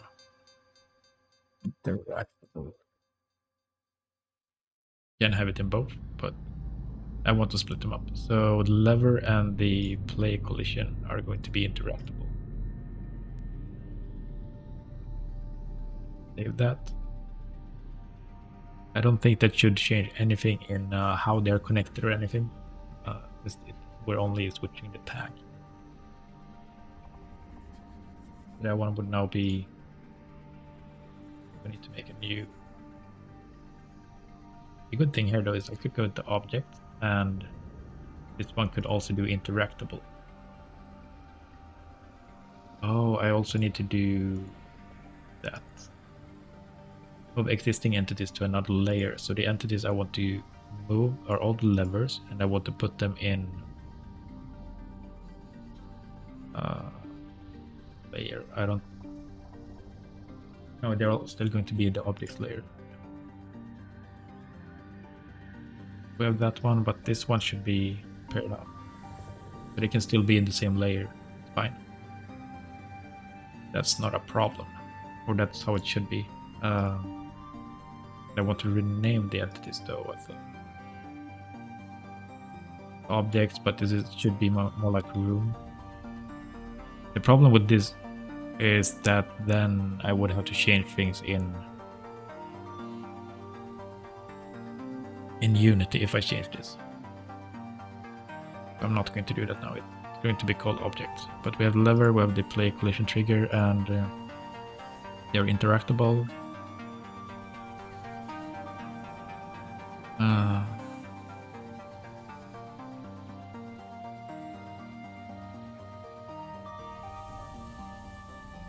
Yeah, let's make one more,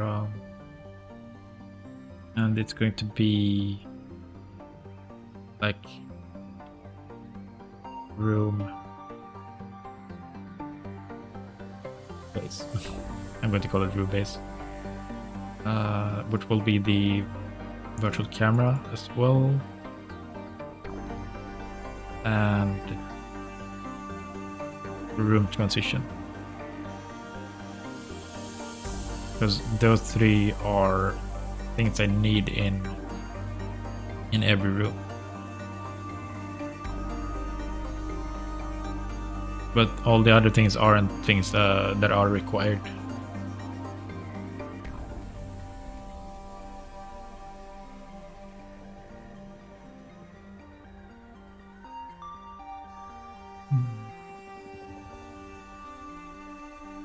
Okay, so where did I? By the movable platform. Since we're spawning here, I could just make this right here. And we should have two types. One should be if we don't have any interactables, it should just move between the checkpoints all the time when it's active. And if it has interactables, it should only move when we're interacting with it. So this one would need point array.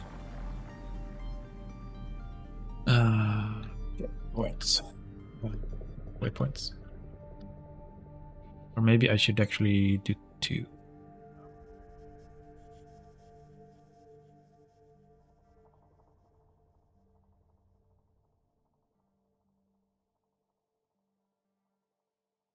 We don't need it to be too advanced. So waypoint would be... Let's just... No, let's put it here, and then we go up here. That's perfect. That will now show up in Unity. Now, I'm wondering, should the movable platforms be one-way platforms? Like, should you hit your head on it, or should you be able to jump through it? I guess we need two different types if we want to have different behaviors, because an elevator you wouldn't be able to jump through, but some moving things maybe. I'm not sure what the standard is. But we have the movable platform here. So let's make a new script for the movable platform. Movable platform. We have the game object, and then we need to make a script for it. Let's go down to script.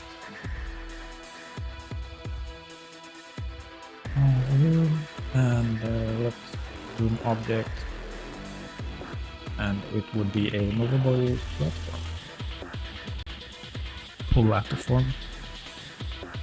Movable platform.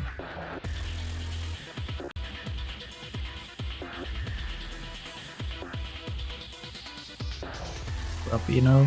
Can I call you Eno? How are you doing today, Eno Mark? What did I create? Movable platform. How are you doing? Glad to see you. Welcome back. We are creating movable platforms. So we're going to be able to jump up on these, and we're going to hopefully stay on them.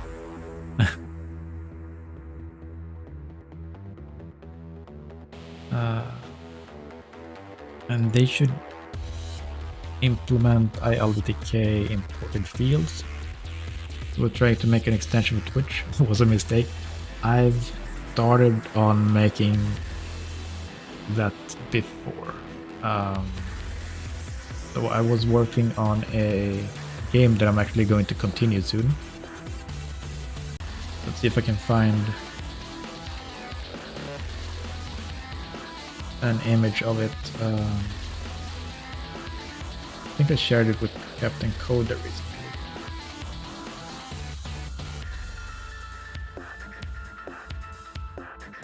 One second.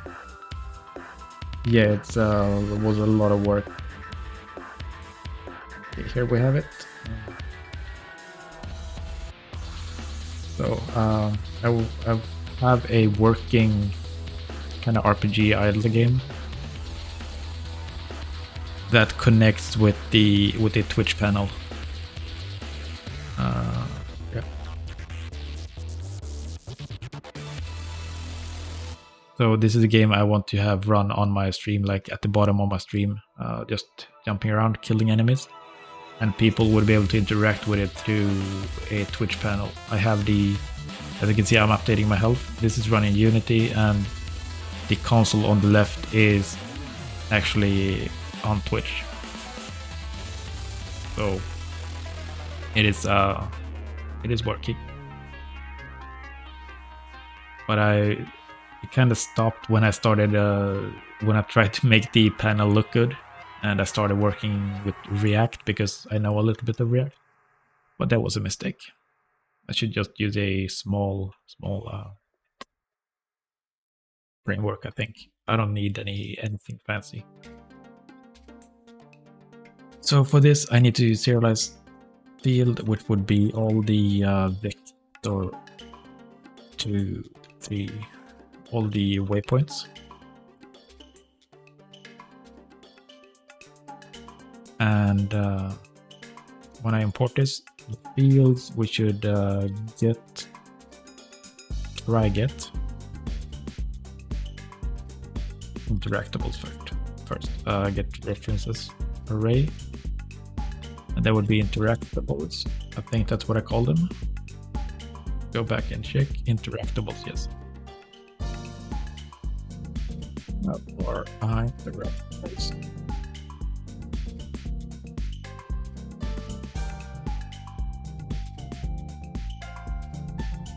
With this will set the type of movable platform. Should I have two?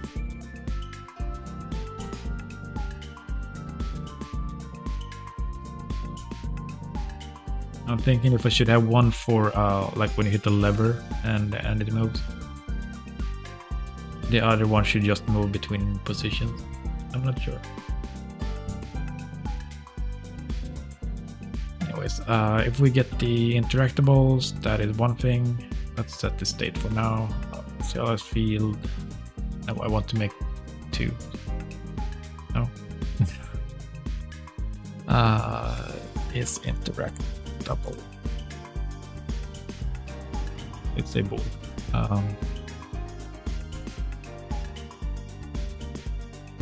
That is true. And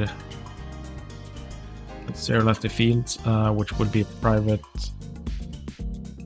state list state component. Interactables.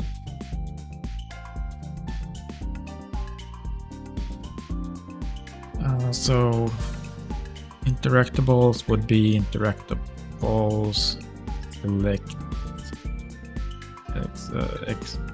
get component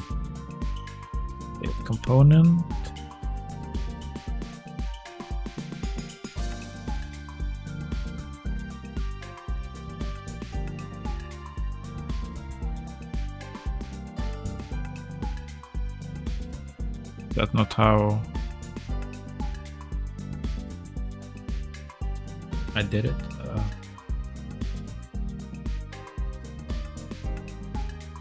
From controller, no. Which other thing did it?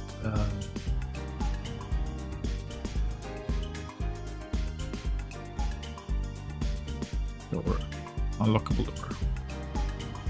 Oh, we need to call to a list, obviously.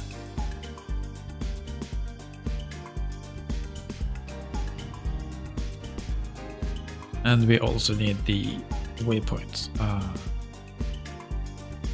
Because waypoint will always be a thing, so we could just set waypoints immediately by get waypoints. I get point array. And that would be, did I call it waypoints? Waypoints. Waypoints.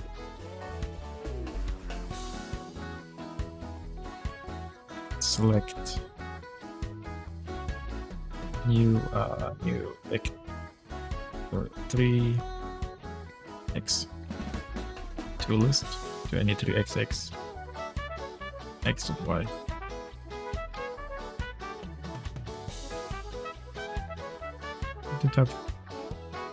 Oh yeah, it should be a list. Yep.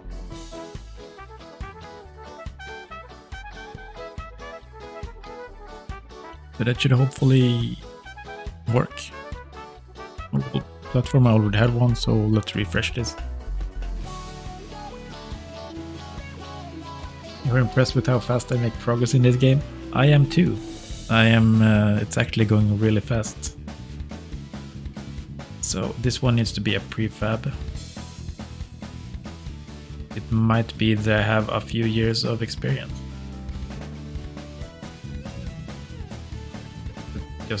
I just kind of know how it works. And I'm not making anything really advanced. A lot of people who make a game really try to push like their knowledge about things.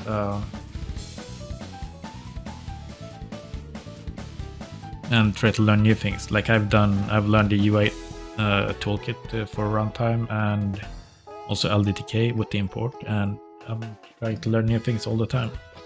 But a lot of people go and try really hard things, which is usually leaves you kinda stumped. So if I apply this now, what up, Rave? Are you feeling hit by what I just said?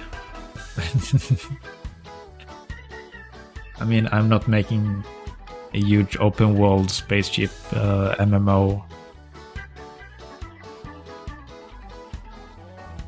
like some people are. So now we have 2 waypoints. It's not interactable because I didn't have an entity. So we need to check if we're active, but that's no. So wonder where the wall will be. Yeah. I made this photo and I don't like it. Yeah. Classic. That is a good one. What's I doing?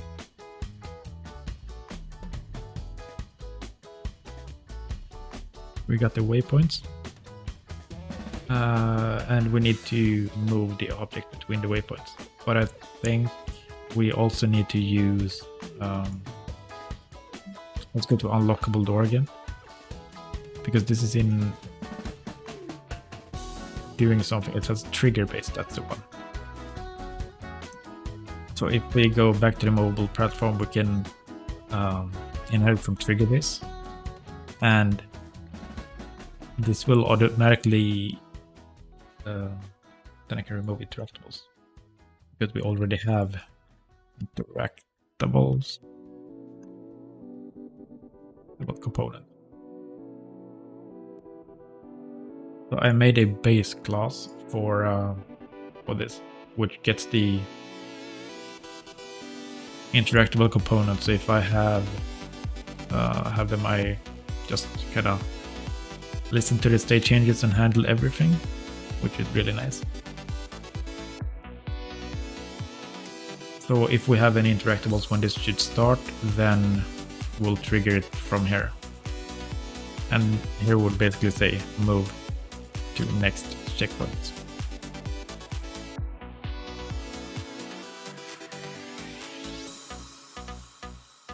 So with this, I also want I think I made a waypoint group. Oops, waypoint group. Point group. Now we do a waypoint group, new waypoint group. Posting new waypoints and starting index with 0.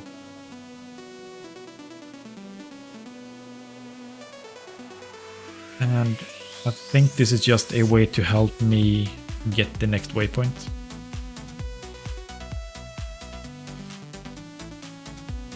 So we get the position there from the waypoint, yeah.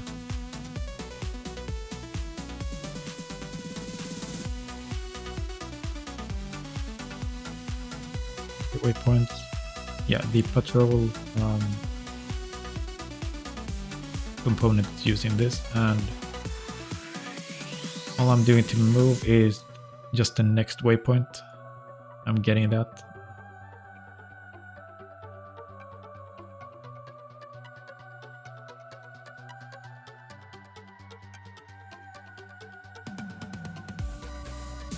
I need to save the...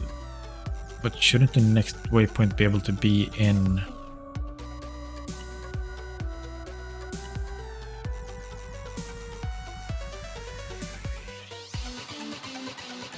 in the waypoint group? We have current waypoint, we have next previous. We also need next waypoint. I think I can make this group handle this. Next waypoint. That way I don't need to keep track of local variables or member variables.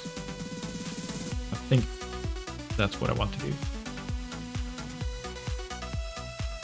And here we could just do next position.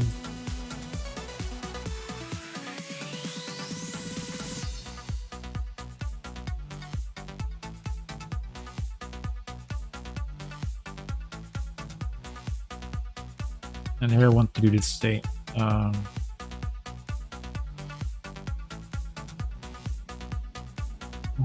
We have set next waypoint, and with set next waypoint,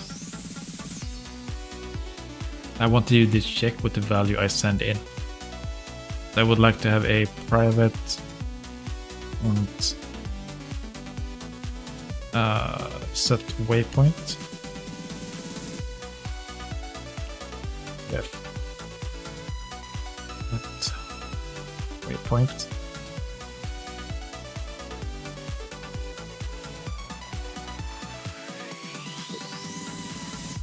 So the reason I'm using reference here is because I want to send in the waypoint and I want to handle the waypoint in here. If I now did set waypoint, we do ref current waypoint.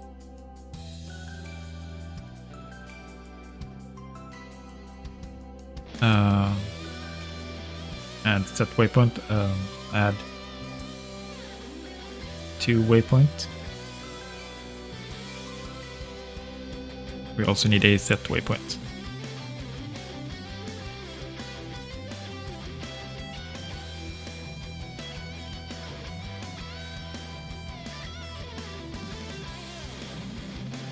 So if we do add to waypoint and then we do set waypoint, which would be the ref and value.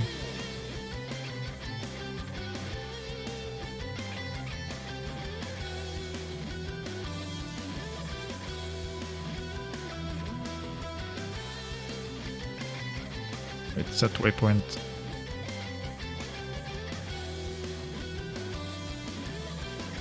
Would this be good? Or am I just complicating this?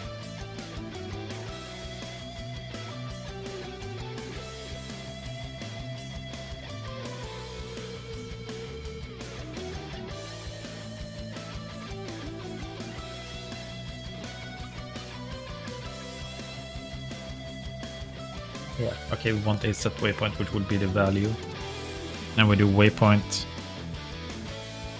plus value plus equals value. And then if waypoint is bigger than that, bigger than the count, or equal to, we set it to 0. Okay, so that's good. So we do add to waypoint, then we set waypoint for the next waypoint, and we add 1. We add current waypoint plus 1.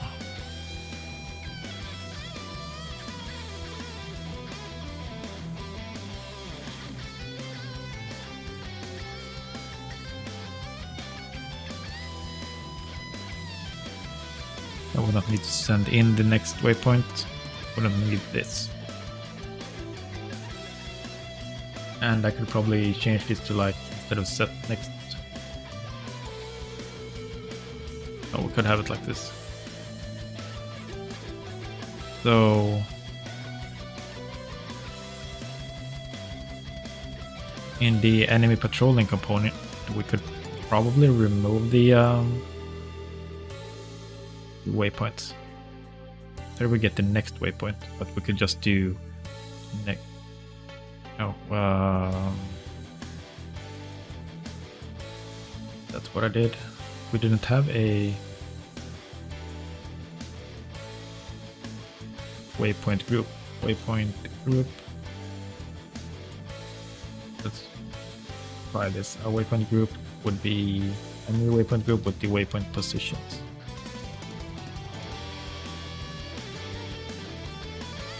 Target position was Hoi.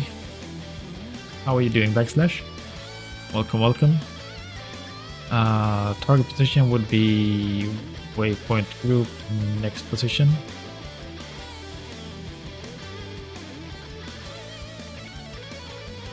Doing great, wonderful. We don't need the next checkpoint here. So here we would do waypoint group. Gundam Evolution added one mech. It will make you change from your main gun tank. Next waypoint, I think that should be what we need to do. And when we reset, we also need a reset in waypoint group. Do we have a reset? No. And then they featured gun tank, doing gun tank things in the trailer. Just spraying everyone down. Private void. No. Public void reset. So this would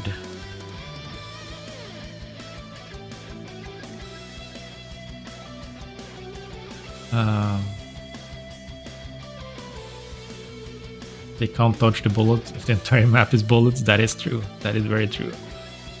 Gun tank is so stupid. But still not OP, which is fun. So I want that waypoint would be current waypoint. Should be 0. And then we do set waypoint for the next waypoint. Would be 1. Or it should be start. What did I call it? We're starting waypoint. I need to save that as well. Private in starting waypoint.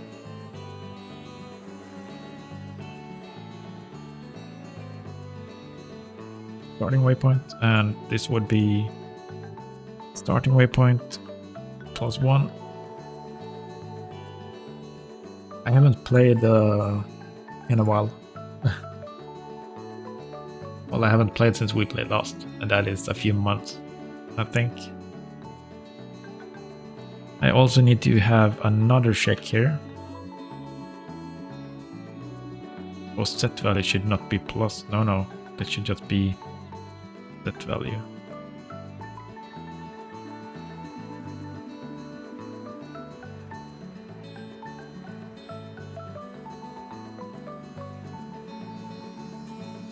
Can't you?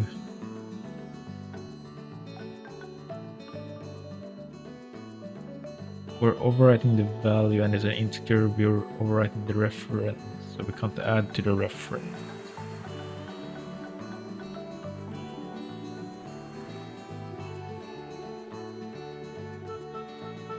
That sucks.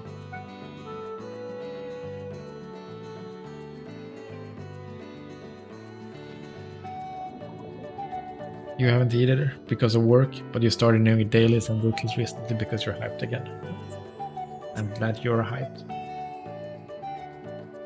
I don't have time to do anything other than working and streaming. Game dev. That's all I do these days. This didn't work as I wanted it to.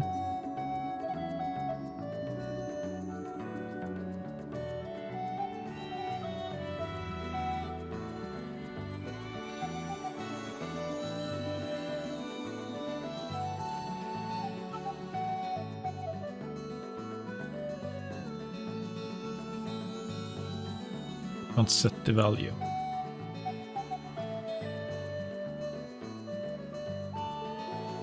We could do void.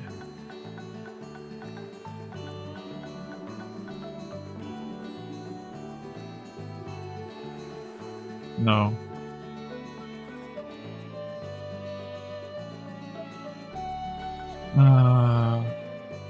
How about void?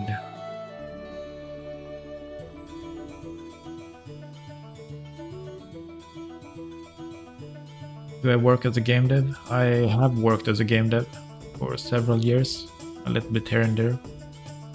I'm currently working as a .NET consultant.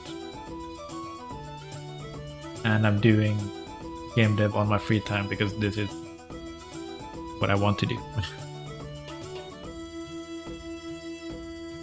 My goal is to start my own company or my own studio. Isn't that what all the game devs want? Moon is the consultant? Yes, that is me. Actually, I'm not a consultant right now. I'm working on an app, but for my consultant company. Twitch was showing you an ad for some horror thriller movie called The Consultant. That sounds kind of interesting. So instead of having the reference, let's do it like this. We take the waypoint and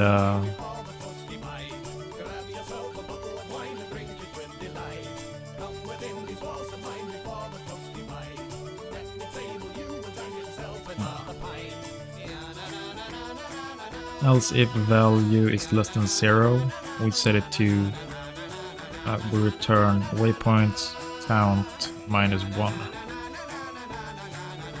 Return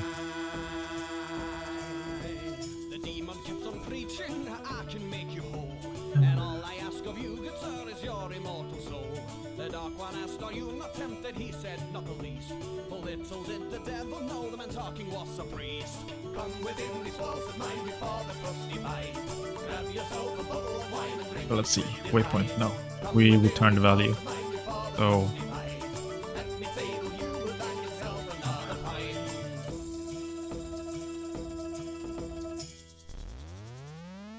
instead of having a reference, we do this, we return 0.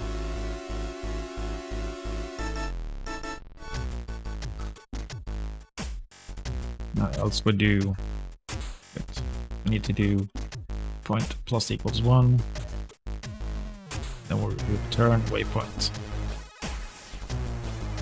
Instead of doing it, we do next waypoint, would then be next waypoint.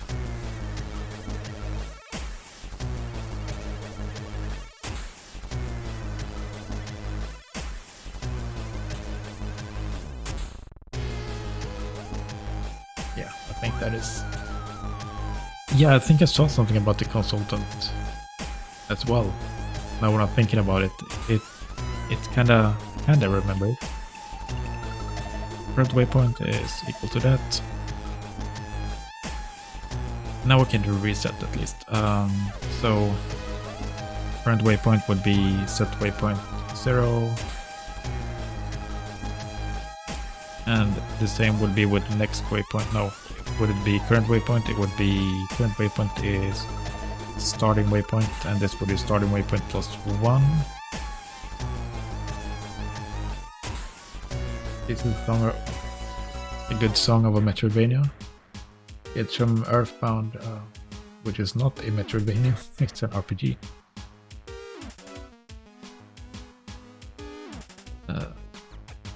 Yeah, for it could be, yeah. So I wonder how my game will look in a month when I'm going to release the demo. I can't even imagine myself, because I have no idea.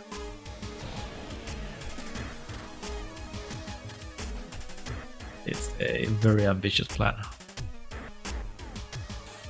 And we do waypoint group reset. Okay. Current waypoint is starting waypoint, and now we do set waypoint. Next waypoint would be current waypoint plus 1. would be next waypoint.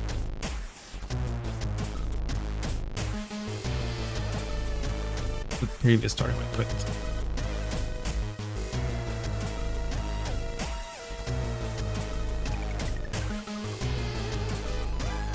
We could do set waypoint for this as well. Just take a -1 previous waypoint.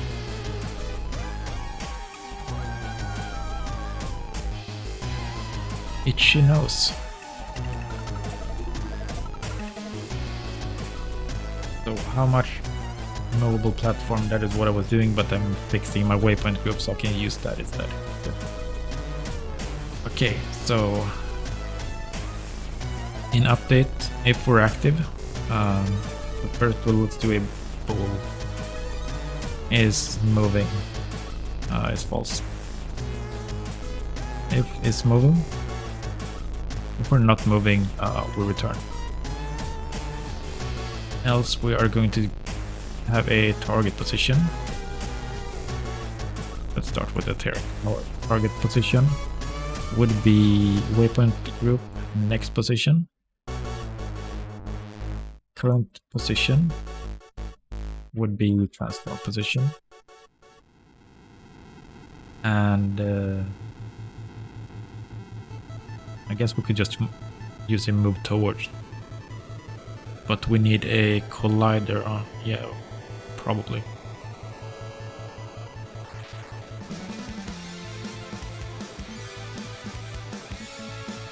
The movable platforms are kind of tricky.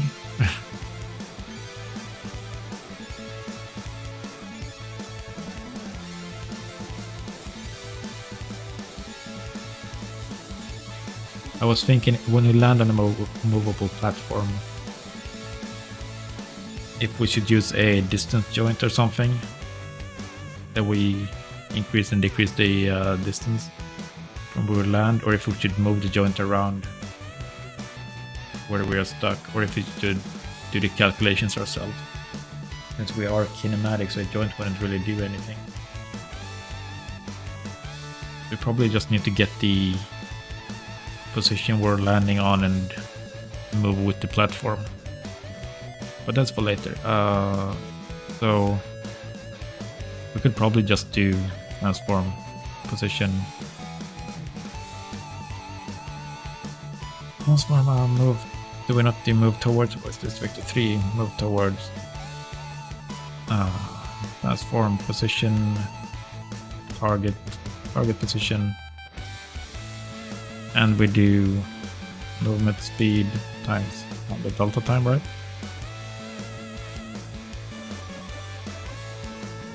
And we need another CLS field on. CLS field, private road speed. Let's call it movement speed instead.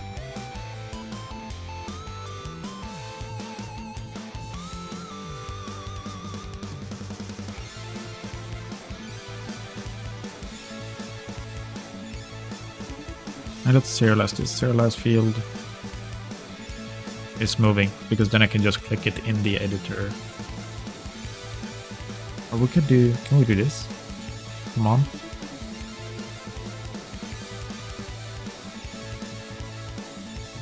That would be funny. Current position is not needed. Move toward. Yes. It's not returning anything now.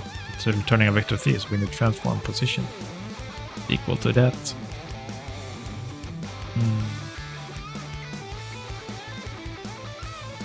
We're moving this to the next position, and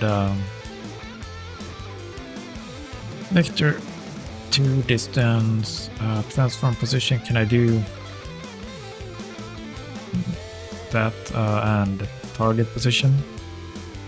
Less than movement speed times time, the delta time. Then waypoint group. Set next waypoint, right? Cool.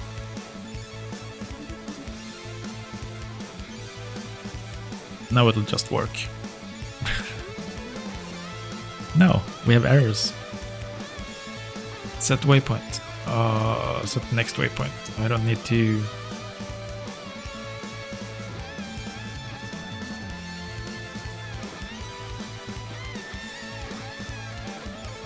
What is this? This is a movable platform. Move to next checkpoint. I don't have that.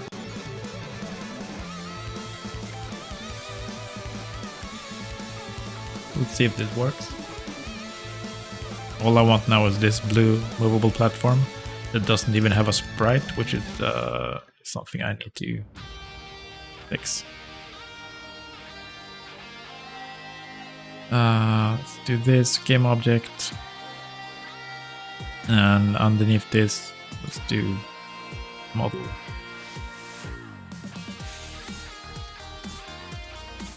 And just do a square. Yeah, that's way off. Why is there? Is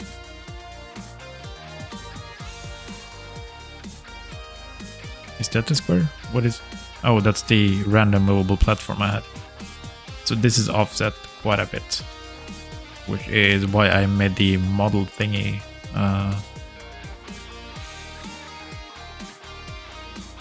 So if we take this, we have we need the pivot. That is the center, yeah. So can we move this 0.5 and we move 0.5. Now we have the pivot in the corner. So now it's perfectly in the movable platform right here. So perfect. So let's play and see what happens.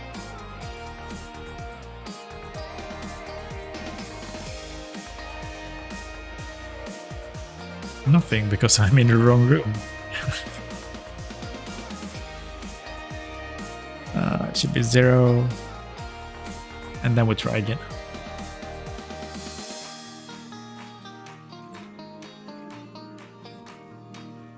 We have the platform. Okay, so it's moving. True.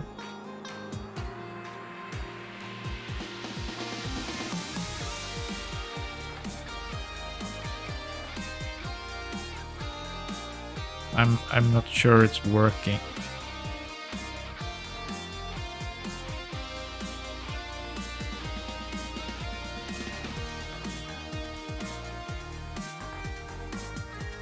Is moving is true. What, really?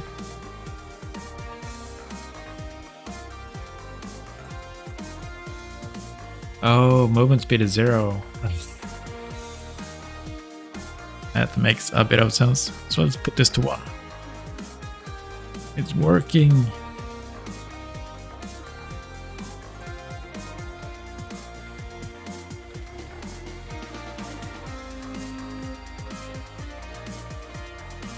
Oh. Now.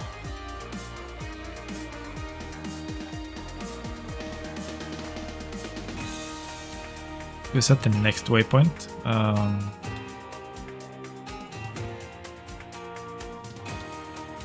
The current waypoint is 0.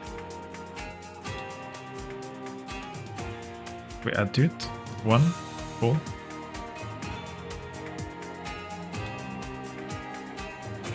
Current waypoint. No.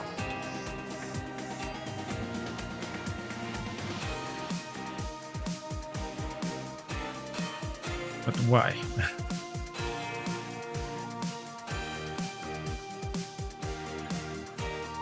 Because I should get there and back in here. Then we set that, we get back here. Next position is 4, 5. And what is my position? That is for 30.5. Then we go here, go in here. Now the waypoint is 0. Target position.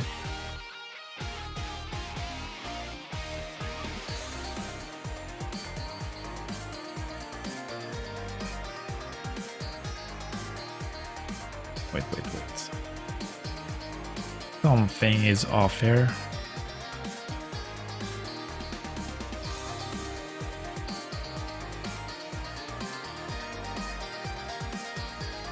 We have 2 waypoints here, minus 44.5, yeah. Should be the same in here, right? We should have a list of waypoints. These waypoints should have those 2 as well.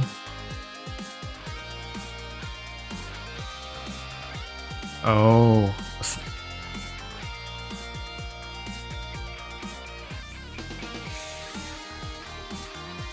I found it. I was always setting next waypoint to itself.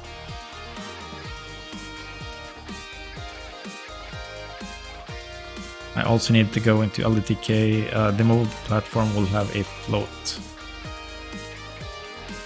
Float speed. Default value 1. Okay. Let's grab this. Let's also grab the keys to be over there. I think that will work. Speed is 1. Let's set speed to 2. Just because we can't, we'll save it. When we get in there, let's go to the movable platform because now we're grabbing the speed. Movement speed, so we can grab that here as well. Grab movement speed from the get float. That is, I think I call it speed.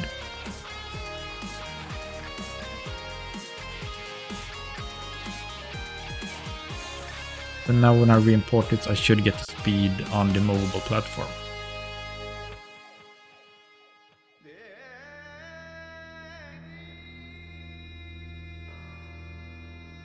Nope.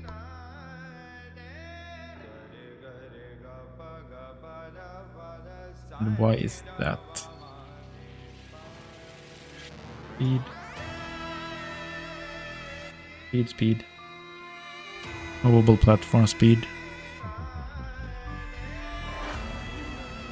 Waypoints 2.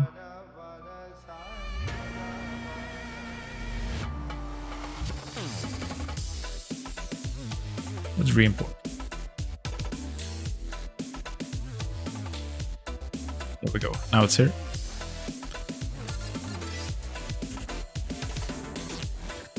And now it should move, and hopefully it will move back and forth. When I do is moving to true. Having the console is kinda amazing. It's a bit off, but should move back and forth. If I add a box collider to this one, it's only going to be a small one, alright? Oh, it's going to be way off.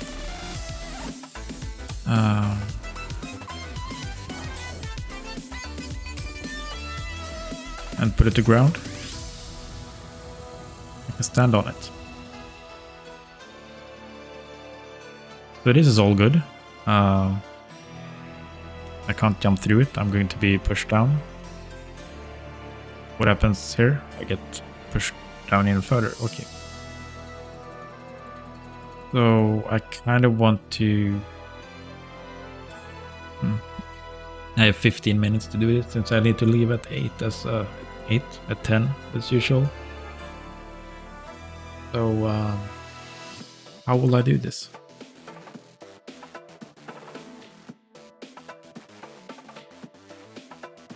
First, we need to make this the pivot in the center.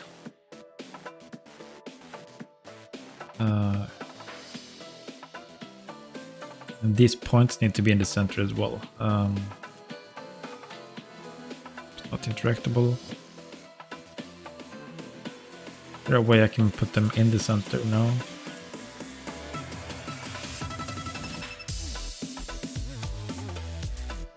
They're always a little bit off. Anyways, let's move the movable platform up here.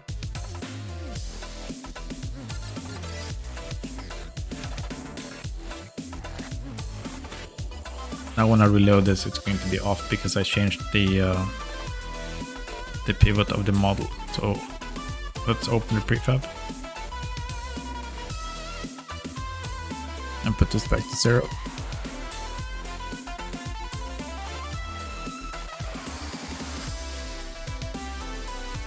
So when I run this, it's going to be going back and forth.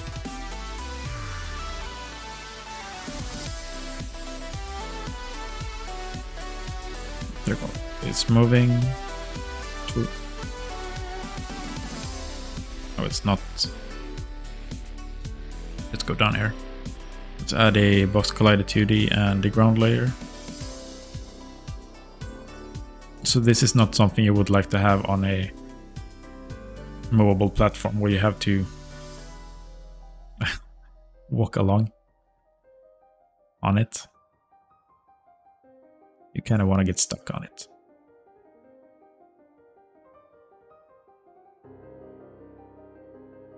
And I think we can make this quite easily.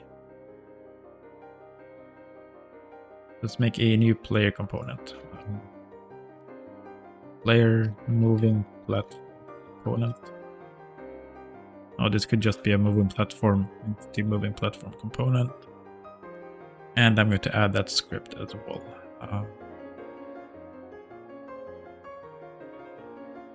The moving platform component.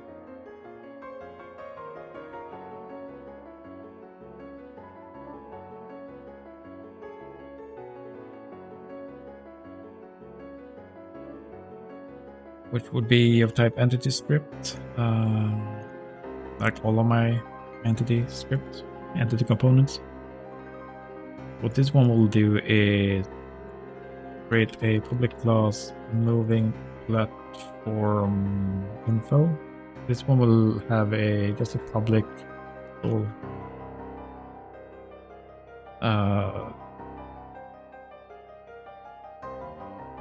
movable platform collision as collision on movable platform on platform. So let's override initialize. Override initialize. Here we'll do a moving platform info add moving platform info. This music is kind of making me stressed.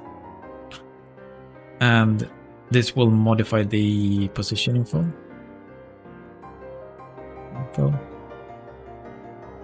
Right, get data, because we need to get the position info.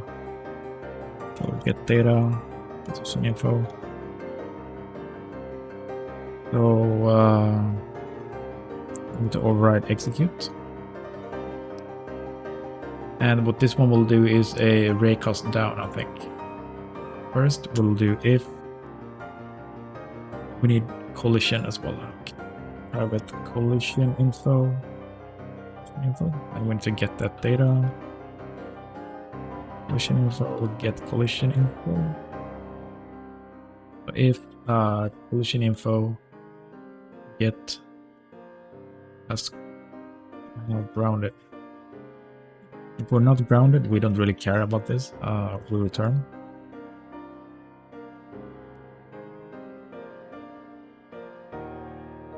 If we are grounded,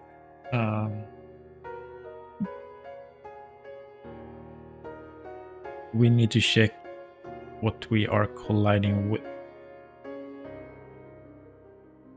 So the easiest way would be to do a raycast straight down.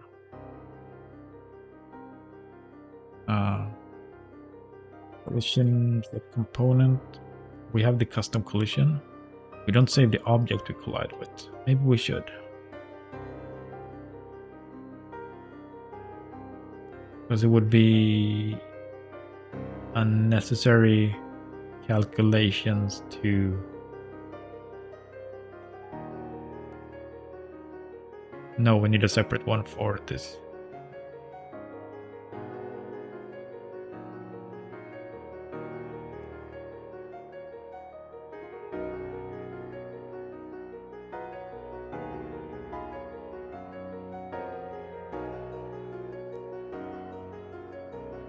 Let's make a custom one for this. So let's do a new array,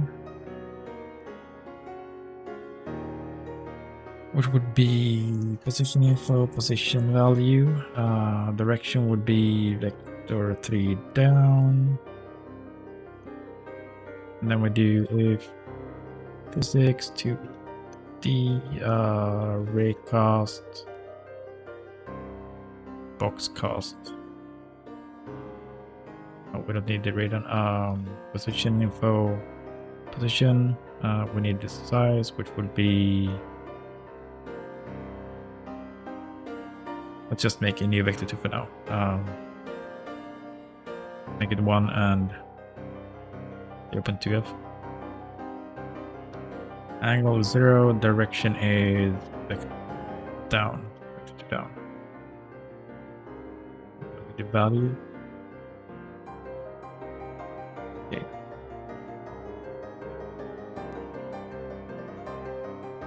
This is not an if, it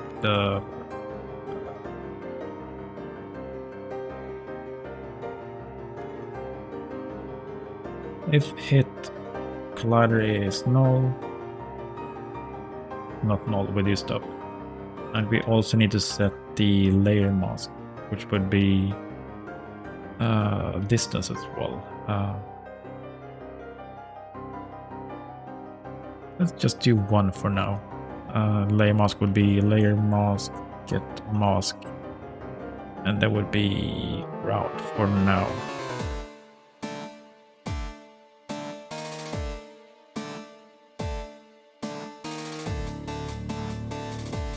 So if we have a hit,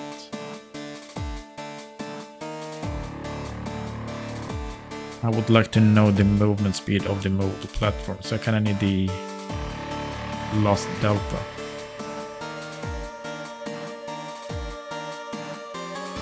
So this makes it quite annoying.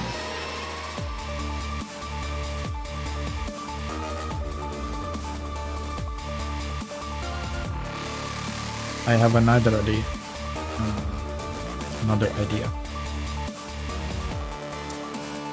But I will not have time to implement this. Also, this one is a bit louder than the other songs, so lowering it a little bit. So my new idea is to have a separate object there, which will have a rigid body that will attach to the movable platform. Let's skip this for now. Or this one.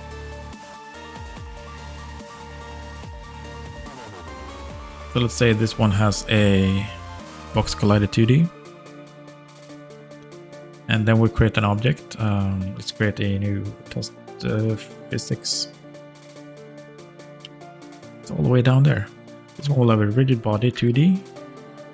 It's simulated, it's dynamic. We'll also have a joint.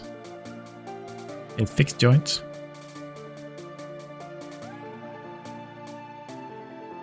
Oh. Let's have a...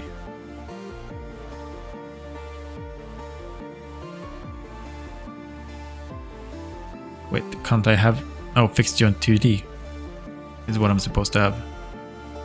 Not fixed joint. So we have a fixed joint 2D. Oh, it needs a rigid body, so I guess the movable platform has to be a rigid body.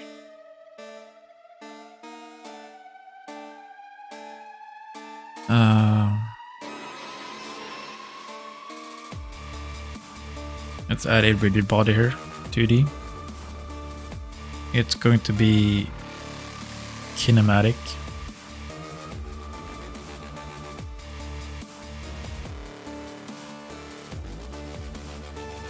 It's not going to have any rotation.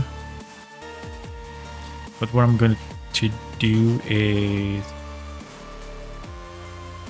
grab my test physics object, and I'm going to add the movable platform here. What I want to do is test physics object.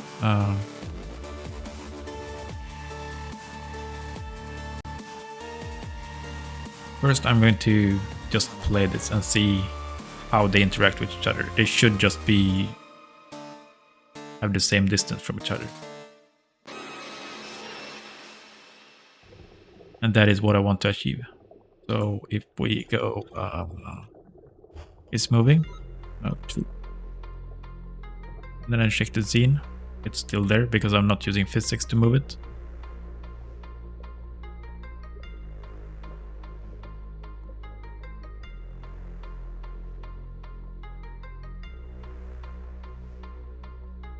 Or is...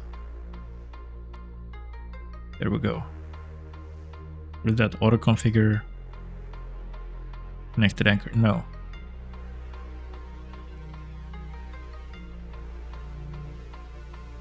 What I want to test with this is I want to get the rigid body. Body 2D, RB 2D. Let's do awake. RB 2D get component of RB 2D is equal to get component rigid body 2D.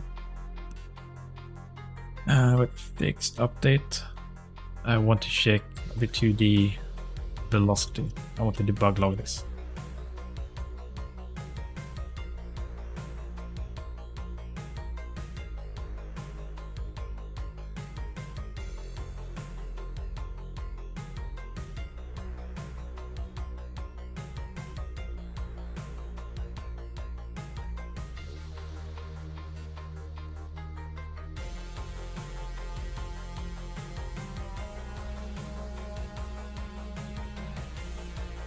Nothing now, so it's moving 1.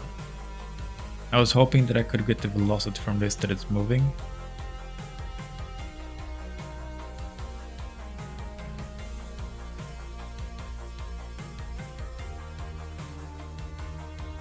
But I guess not.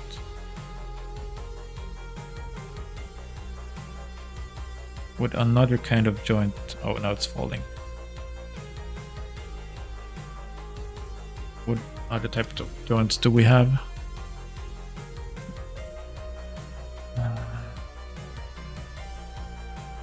A distance joint 2D.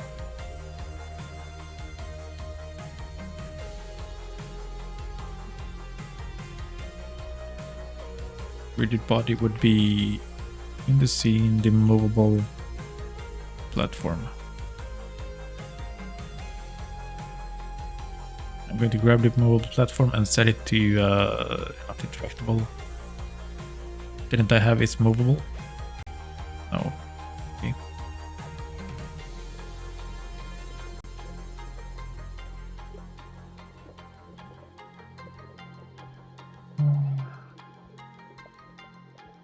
Moving. So why is this moving right now? Oh, it's swinging.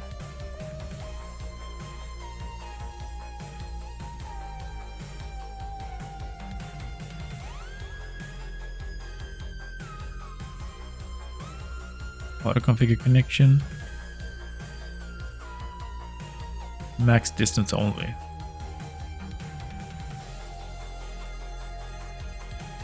Okay.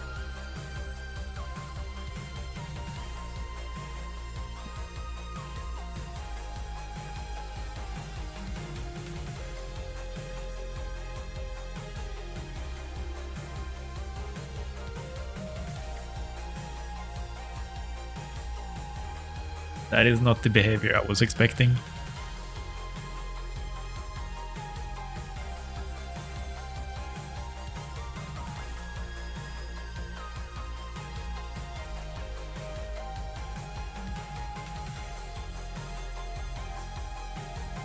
No, okay, I was hoping that I could just use a joint to grab the velocity and use that.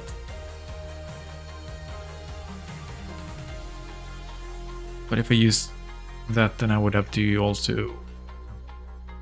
Well, that didn't work at all. Good that we tried it, but that's going to be it from me for today. It's 10 o'clock and I have to get off. I will not be streaming tomorrow. I will be streaming on Saturday and on Sunday, as far as I know. And there will be my early weekend times. And I hope I'll see you all there. See if there's anyone we can raid.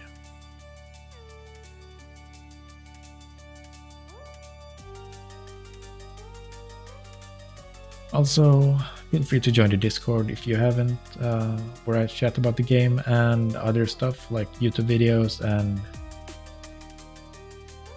can also share your work and have a great time.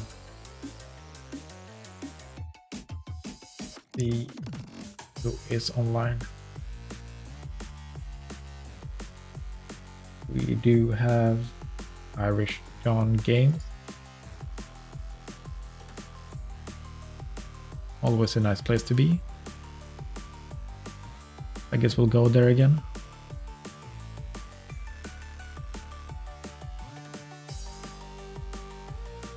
And it doesn't work again. What doesn't work?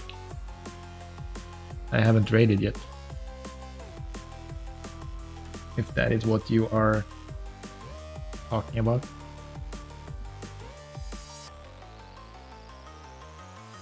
Oh, the claps. Oh, you redeemed a clap. I didn't see you redeemed a clap. You did there, but my...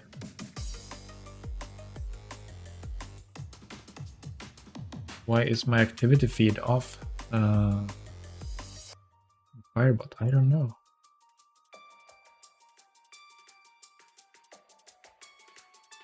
Why does clap stop working? I don't know. It is... I gotta find another program to do that. It's not very reliable, what I'm using right now. I really gotta find another tool for it. I'm sorry about that. I will look into other tools, but I'm heading over to Irish John. So have a wonderful evening, everyone. And I hope I'll see you all on Saturday. Bye bye.